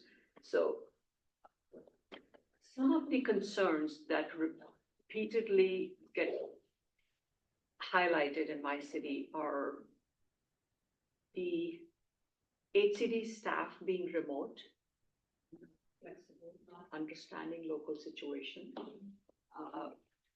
For example, Saratoga, you touched upon it, we are 50% in Bowie. We don't have jobs, we don't have transit, we don't have money. And so and land is very expensive. So how are we, and there is no land, we are already 99% residential. So how do we have zoned beyond our limits. HCD took more than 2 years to approve the same opportunity sites. In between, we have 22 or 20 business remedy applications. The business remedy is a fallout of that. So it just goes on and on. Where is it going to end? We talked in the prior meeting about a bunch of those business remedy also in the rural area. So let's talk of VMT, let's talk of jobs, let's talk of WUI, let's talk of lack of money. And at the end of the day, the city can only rezone. We can't build it. And the biggest concern I hear from residents today is these are bad enough, but add to it the fact that in a year or so, HCD, armed with the new laws, are going to come back and decertify. They're concerned because the new laws and nothing is in our control. So one thought was, does HCD have different measures beyond number of units for success? Kind of what Pat was alluding to. And for the 7th cycle, yes.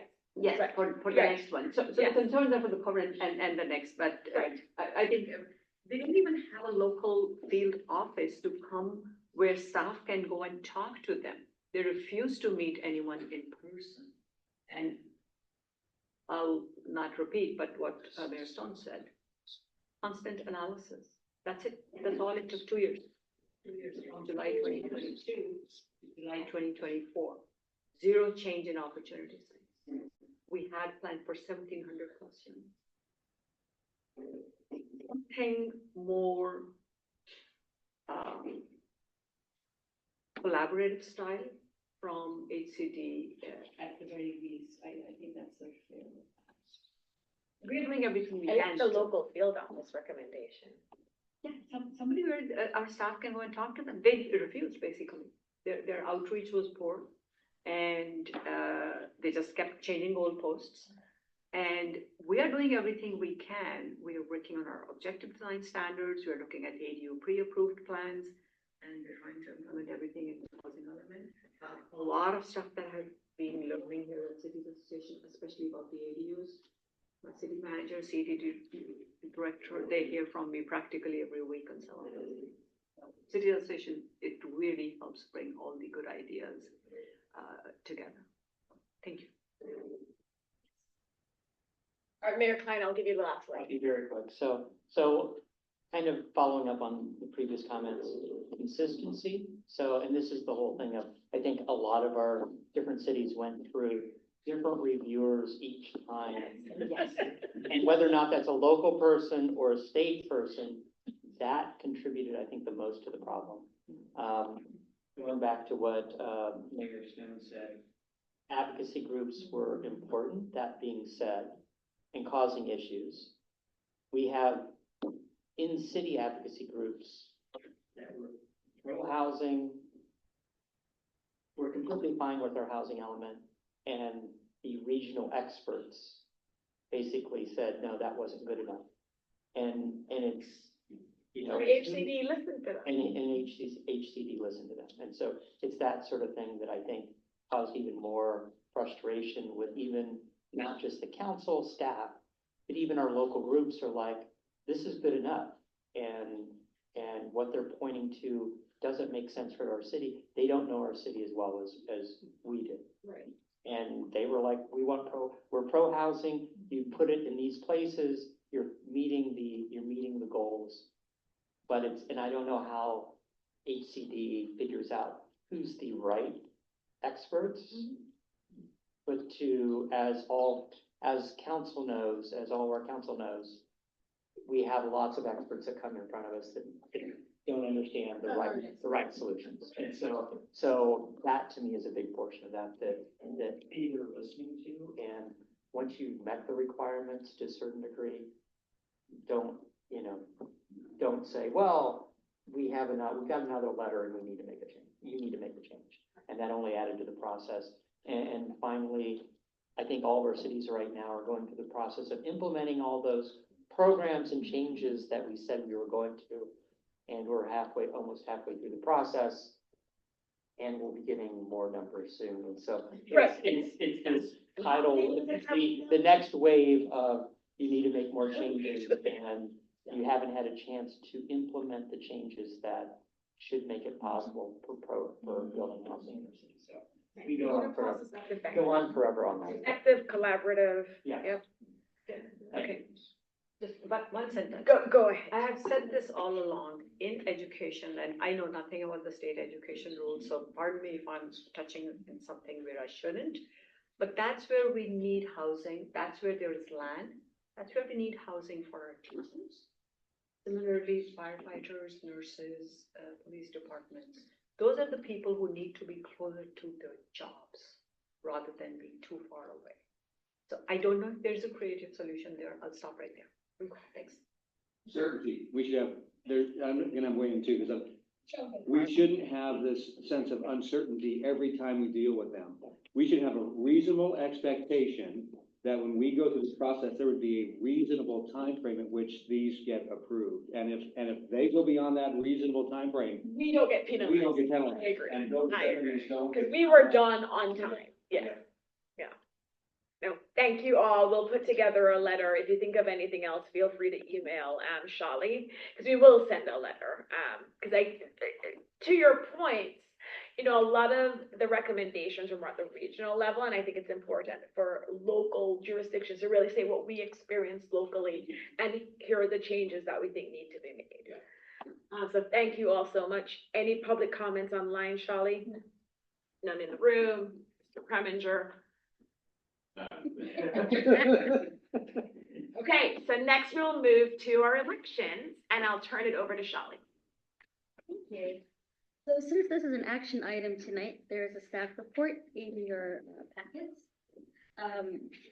So I just want to very briefly go over how the bylaws have established the executive committee, how the nominating committee is established, and how we come up with this list. So the nominating committee this year consisted of President Nisa Flager, First Vice President Larry Klein, and Cupertino Mayor Sheila Mohawk. The nominating committee put out a call for applications. And so all the applications received are in your packet. All right. And the slate was presented at our October 10th Board of Directors meeting. So you had a month to think about it. And so what we're going to do tonight is we are going to take nominations from the floor. So I'll go over the slate, and if there are any nominations from the floor, we will pull that position from the slate and vote on it separately. And we'll vote on the slate with whatever uncontested positions there are. So, and I should say that the slate of officers that we're presenting tonight does meet the membership requirements as set forth in the bylaws. So for president, we have Larry Klein, who is the mayor of Sunnyvale. First vice president, we have Tina Walia, council member from Saratoga.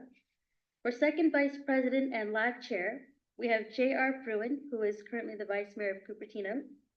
For secretary/treasurer, we have Elliot Scazola, council member from Campbell, who is online. And for immediate past president, of course, we have Nisa Flagger from Los Altos. So that is the slate, and now I'll open it up. Would anyone like to nominate anyone or themselves from the floor?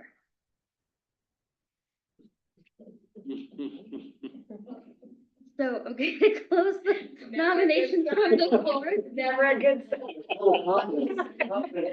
I know. Let's see it. You don't.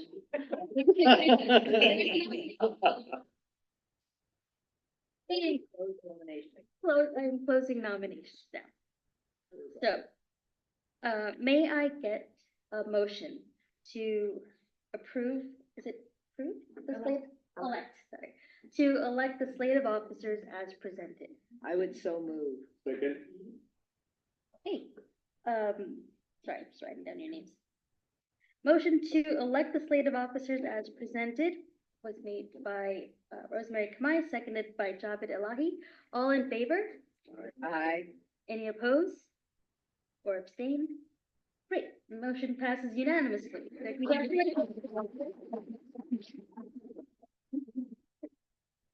you know, this becomes effective at our holiday party on December 8th.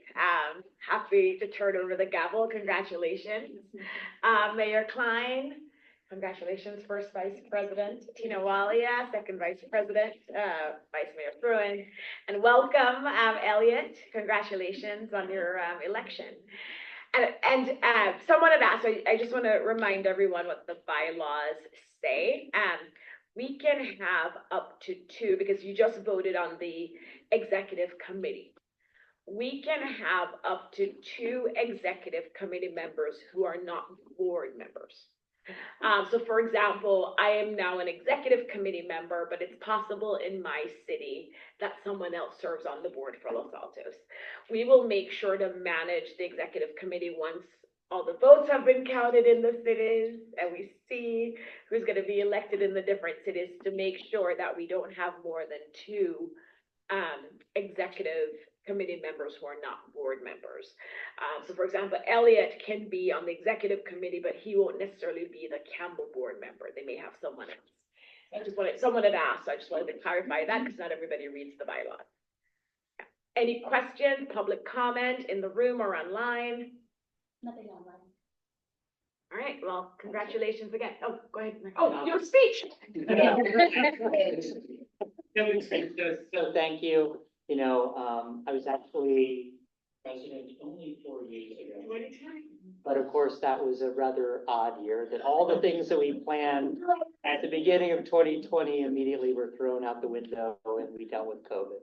So I just want to say thank you for allowing me to be president again in 2025. But also, I know that there will be some of you that won't be here. There's changing roles within.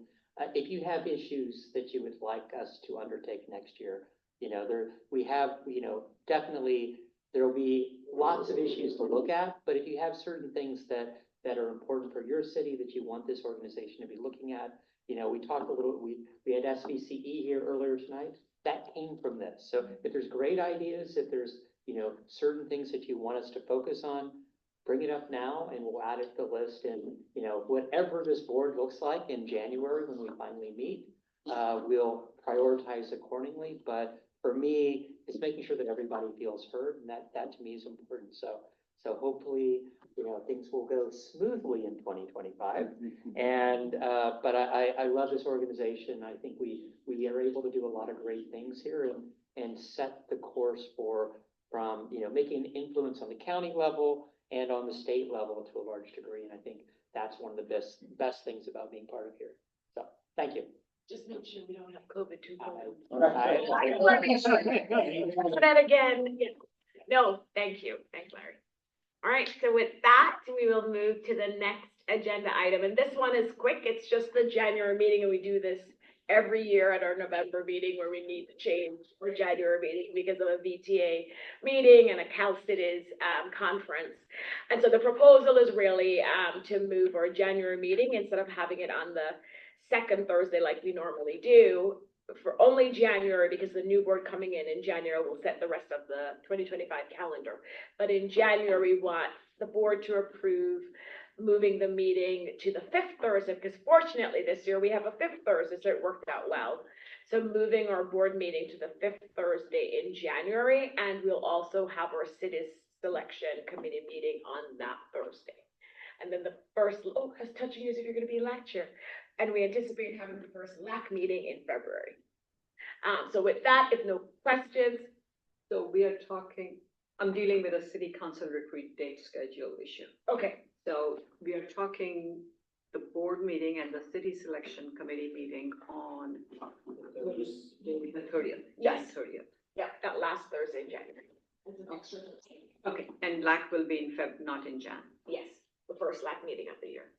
Okay. And the good thing about that date is also all of our councils will have finalized who's on the council and hopefully what the IGRs are, who's going to what. So when we're doing city selection at that meeting, you know, figuring out who your new council members are and what their interests might be for what we have open at the beginning of next year. So it worked out well that we got that extra Thursday. Yeah, so my second comment is this is not in the agenda, but since I do need to sort out my council retreat date, after this meeting, can I talk about the EC meeting in January?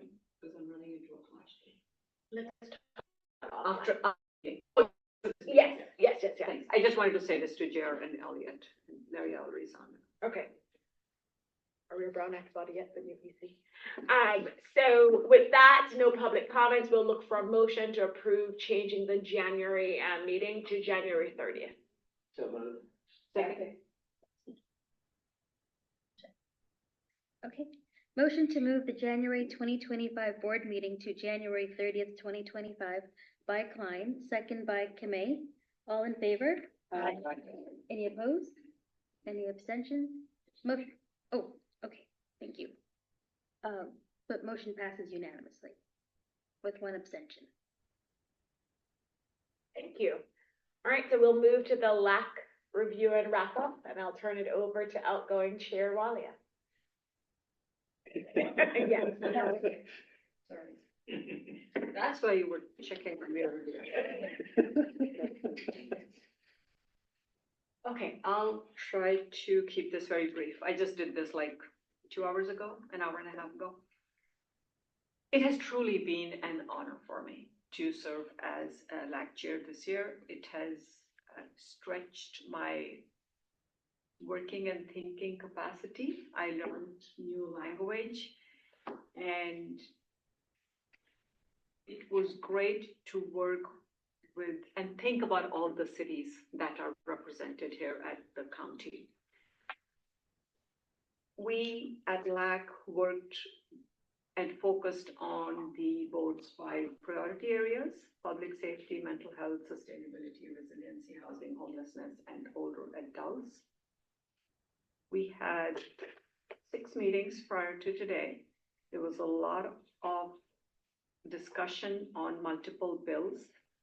Looking back, it was great to have 9 guest speakers. Right in January, we kicked off the year with a 2024 legislative outlook discussion by Renee Public Policy Group Managing Director Dane Hutchins, and an overview of LAC by Lisa Flyger, the board president. After that 5 meetings, we had guest speakers discussing state bills, and those speakers included Senator Josh Becker, Assembly members Berman, Lowe, and Pellerin. We also had SVCE CEO Monica Padilla, Benna Chang, Director of Government and Legislative Affairs there. And one of the great introductions for me personally was to meet Carly Shelby. Still haven't met her in person, Senior Associate at Townsend Public Affairs. She came, thank you, Mayor Stone, for introducing me to her. She was very helpful in multiple ways, including coming to discuss artificial intelligence bills in August. And she came today to give an overview of all the bills that we took positions on.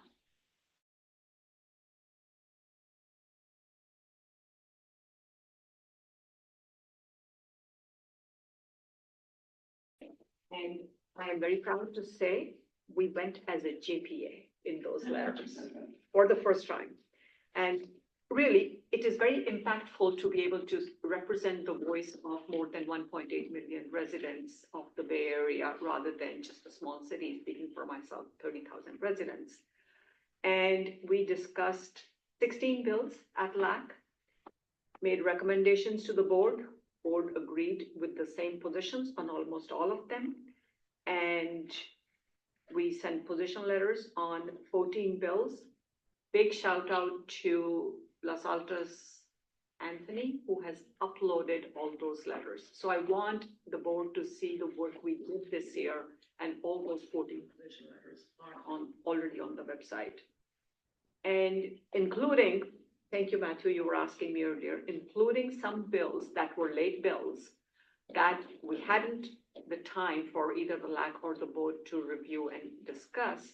So I turned to President Flagger and we looked at some of these bills that were similar to the bills that the board had already taken position on. So we sent repeat letters for some bills, and we sent additional letters on these very similar bills. And couldn't have done this without Shali's support. Nisa, big thank you. And incoming LAC Chair, J.R. Fruit, I managed to somehow find time on your busy schedule. You helped me understand. I have no background in legislative work, and J.R. was just fabulous. Besides that, Zane from San Jose helped, and a lot of other people, but above all, each member of the LAC team and the board. I deeply appreciate that. And it's been a productive year. The meeting earlier this evening was very fruitful. I gave a little more detail in the year review there. And we had Carly once again presenting on all the bills, as well as we had Kristen from Cal City's Director of Public Affairs. It was phenomenal to hear from her what happened in Sacramento this year and a look ahead of what's coming. So some of the concerns, at a high level, if I were to say, most of the positions we took on public safety bills, which was pretty much a unanimous issue. Maybe the details may vary from city to city. In principle, the bills signed into law by Governor Newsom were the same. Yes, some bills were different, some were added together, and so on and so forth. But above all, the residents of this state approved Prop 36. And I just learned from Kristen that every single county in the state approved that prop, which she says is very rare. So that was the biggest achievement, I think, from an advocacy perspective for LAC and for this board. The second thing where we worked a lot, we were concerned about land use and housing related bills. Unfortunately, they were signed into law, and the impact of those will continue to be felt by all the cities, as something you were just talking about on housing. And that's my report. Thank you once again.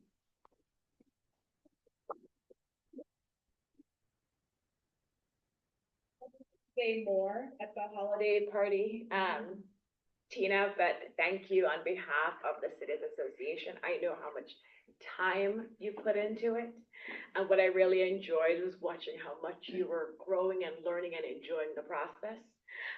So look forward to showering you more with thanks, but thank you so much. Well done, well done. Any public comments in the room or online? Okay, well, we will move to the City Managers Association update, and I'll turn it over to Gabe. One of the first updates I gave this group was on the nominations for the Leadership Academy, which I thought had more visibility. But what that is every city nominates, one or two people from within their organization that are, emerging leaders or up and comers. And they get a city manager sponsor, as a group through the City Managers Association. And then they go to work on a topic that's outside of their area of expertise. And I gave that update when it started. We just had graduation, 3 weeks ago, and final presentations, Wednesday. So that group went through the same year process as we did. We had some really good topics this year on AI. I think the most impactful one we had was on veteran suicide and a lot of issues that we didn't know about in the county. So we really enjoy as city managers supporting that program. And hopefully, if you have any questions, your city managers know a lot about it. It was started by Frank Bennis, former city manager in Palo Alto, and he's really put a lot of time, effort, and energy into it. And it's been really impactful for all of our organizations. So I wanted to report back the other side of my bookend, I guess. Great, thank you. Any questions, comments? Public comments in the room? Fine. Thank you, Gabe. All right, we'll now turn to Shali for the executive director's update. Yeah, so the key thing that I'm working on now is the holiday party. So I'm very excited because I got to do a walkthrough of the restaurant and talk to the event manager there and the event manager at the street market. So I think it's going to be a really fun evening. The invitations are going out tomorrow.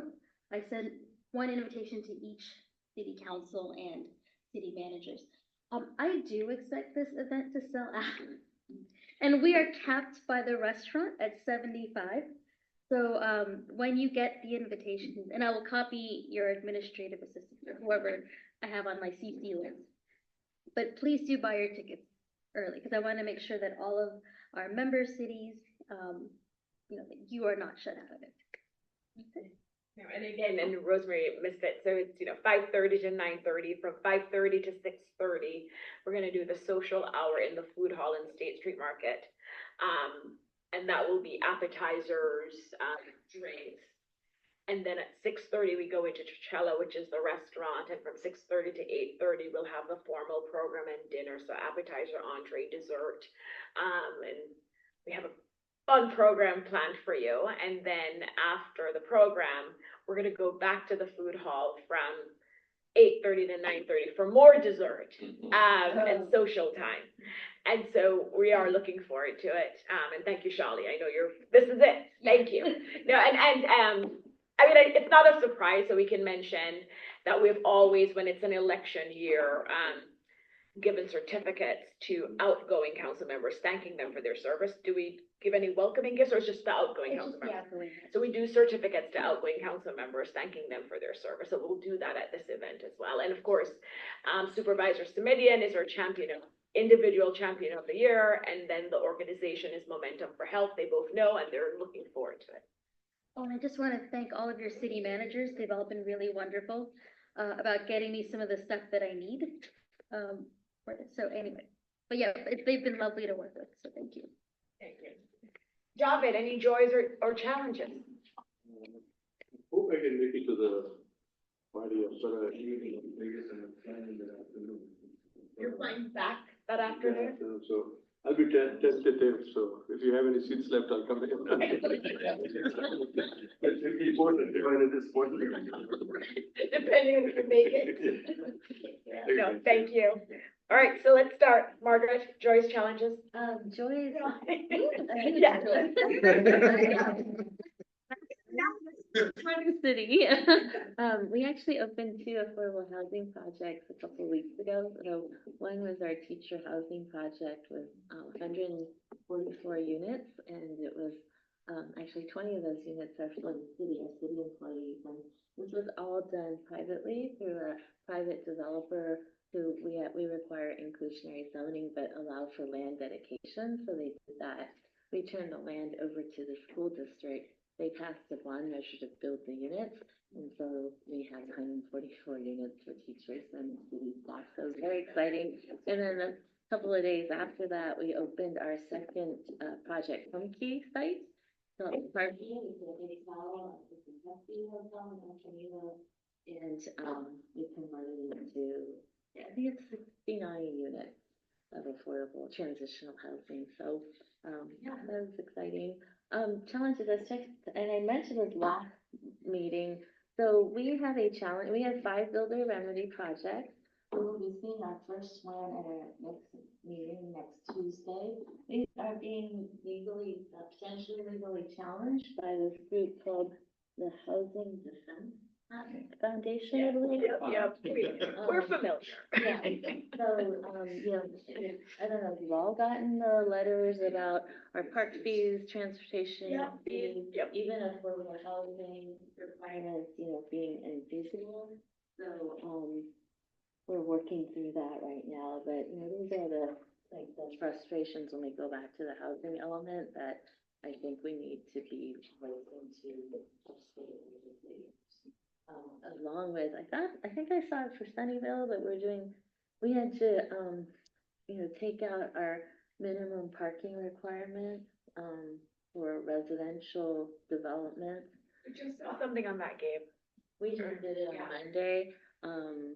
The problem with that is that things like bike parking and EV charging station parking, disabled parking, all of that is also eliminated. And so, you know, car share parking, so it's like, what are we doing here? And I brought this up yesterday at our Bay Area Housing Finance Authority meeting, but this is just crazy, you know, it's ridiculous. So I hope that next year, you know, the city association will speak out and start advocating, because it just doesn't make sense, the whole process. So that's my challenge. You started with children.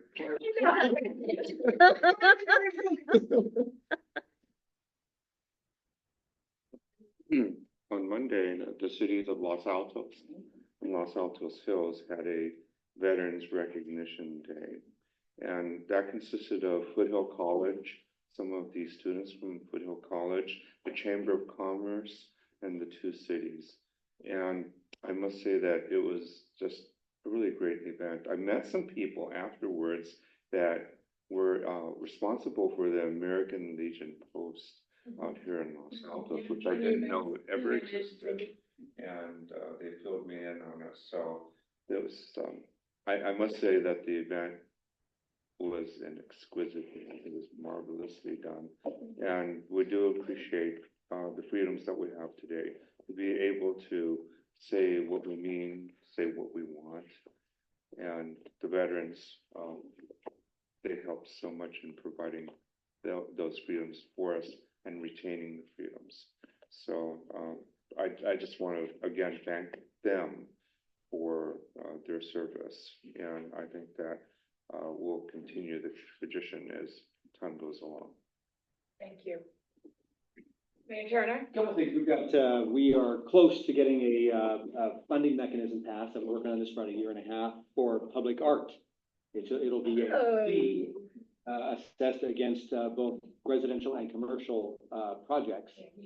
So we're that, I mean, it's a formality now, but it's finally done. So excited about that. And then we just last Saturday, we had a kickoff meeting for our, we're calling it Healthy Morgan Hill. It's like a blue zone type of meeting. So we have 2 more community meetings planned, and we're going to roll this out in May of 2025. Very excited about that. No challenges. You can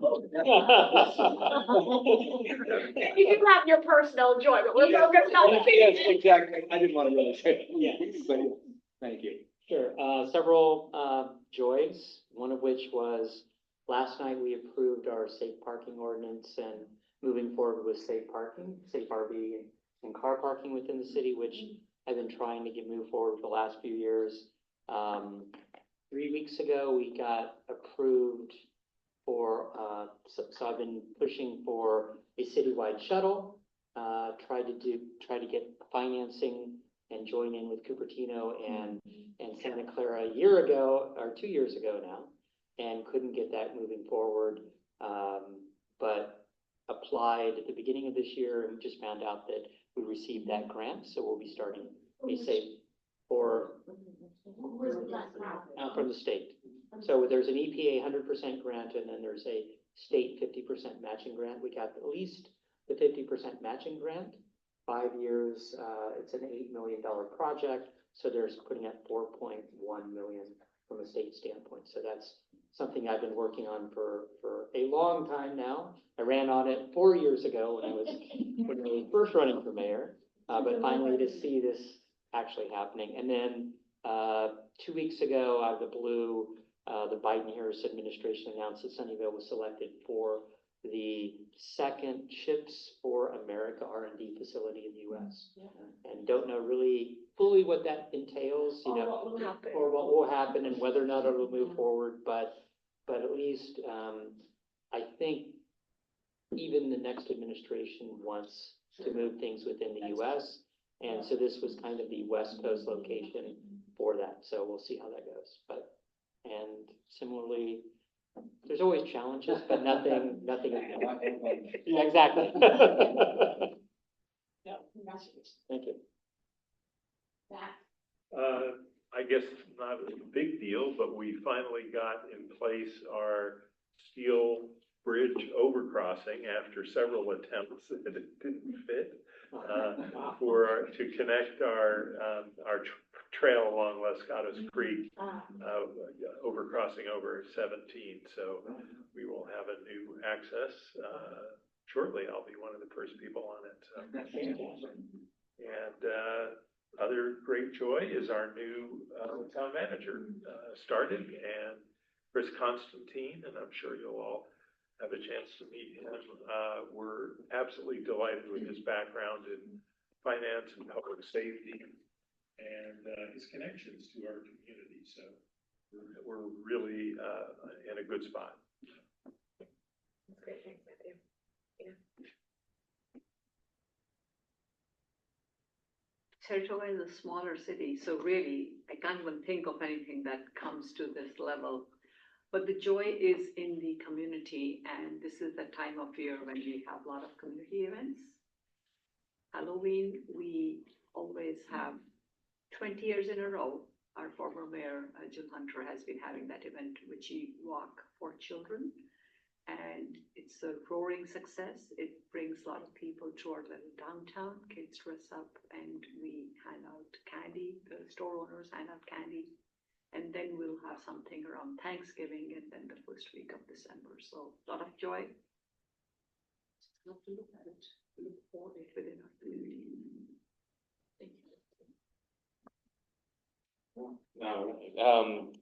Well, my joy, it's bittersweet, but it's been a joy being able to serve with you all this year. Palo Alto has a tradition that our mayor comes on to this association, so I will likely not be returning. Our vice mayor will likely be stepping into that role, but I will advocate to see if he doesn't want to do it.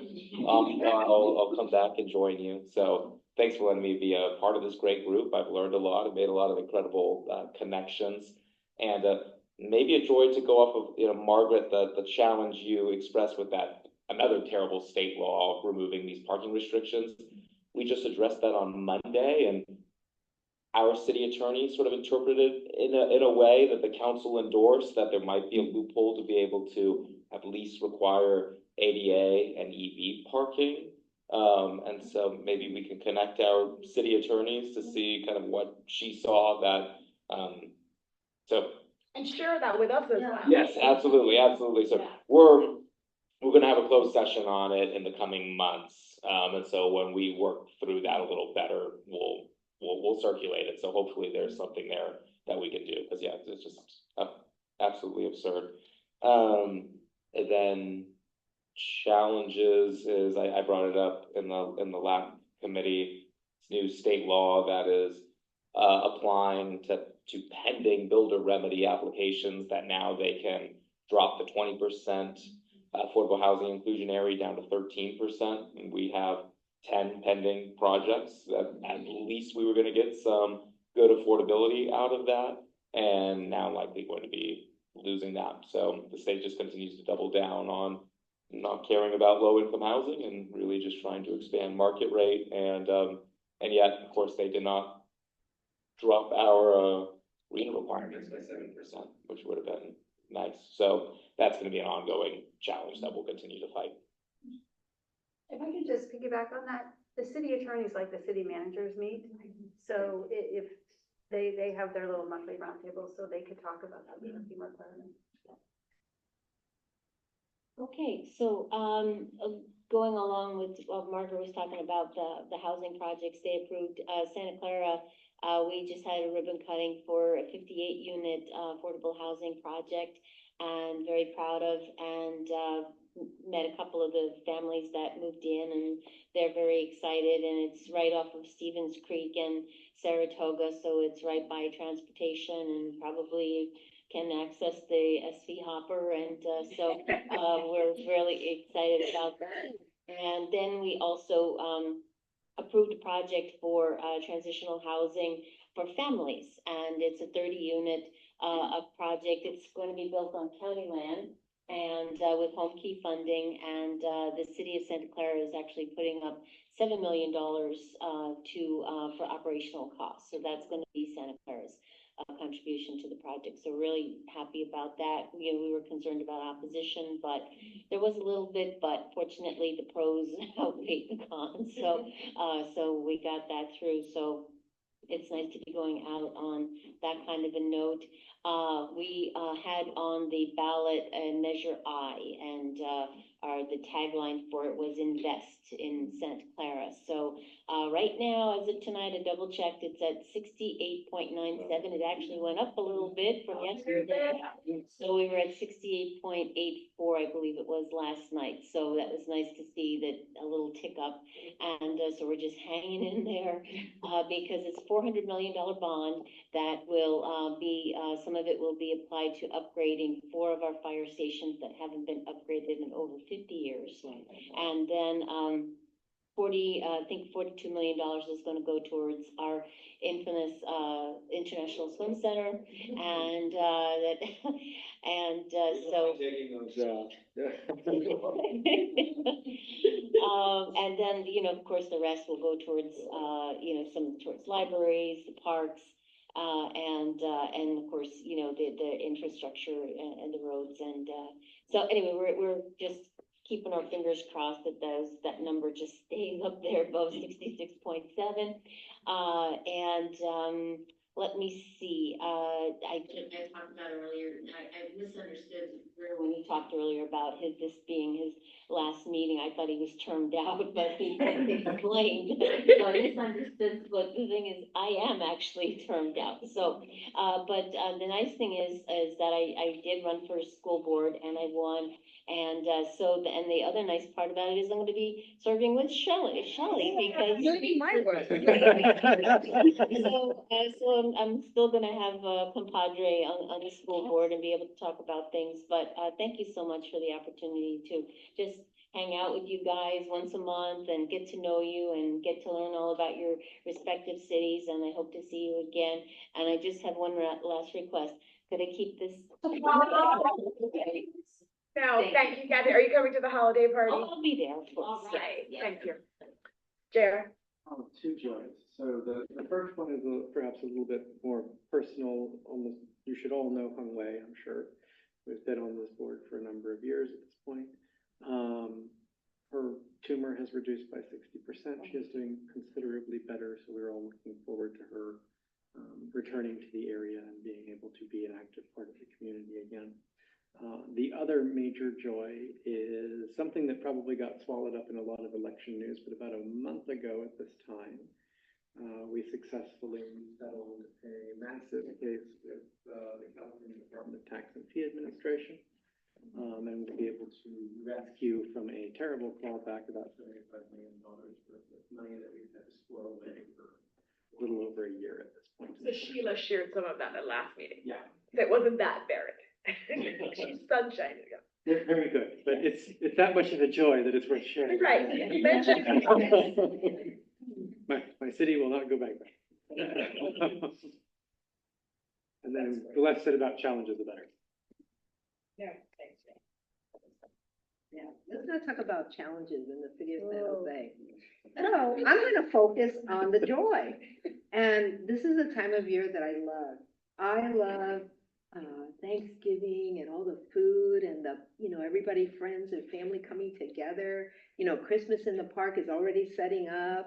I love it. I really think that it reminds me of a lot of things to be thankful for, right? And so the holidays are the best time. So the next 2 months, no matter what happens, I'm gonna focus on all the goodness, because let me tell you, we're gonna need it. Yeah. On many fronts, on many, many fronts. And I think that we need to remember to be kind to each other, right? And sometimes when things get all messed up, you kind of like get into hairball, and you need to remind yourself, at the end of the day, think of your humanity. And that's what I'm going to focus on, is the good stuff. So I'm looking forward to the party and the food and what's coming ahead, right? And I know for some of us it's turning the page, but I think that there's a lot of joy in some of the things, at least locally, that has happened. And so I think that we're going to be all right. Well said, and that's how we're gonna end our meeting. We'll adjourn our Cities Association meeting at 7:21. I'm good. Thank you all. See you on December 8th. Thank you, Elliot. Yes.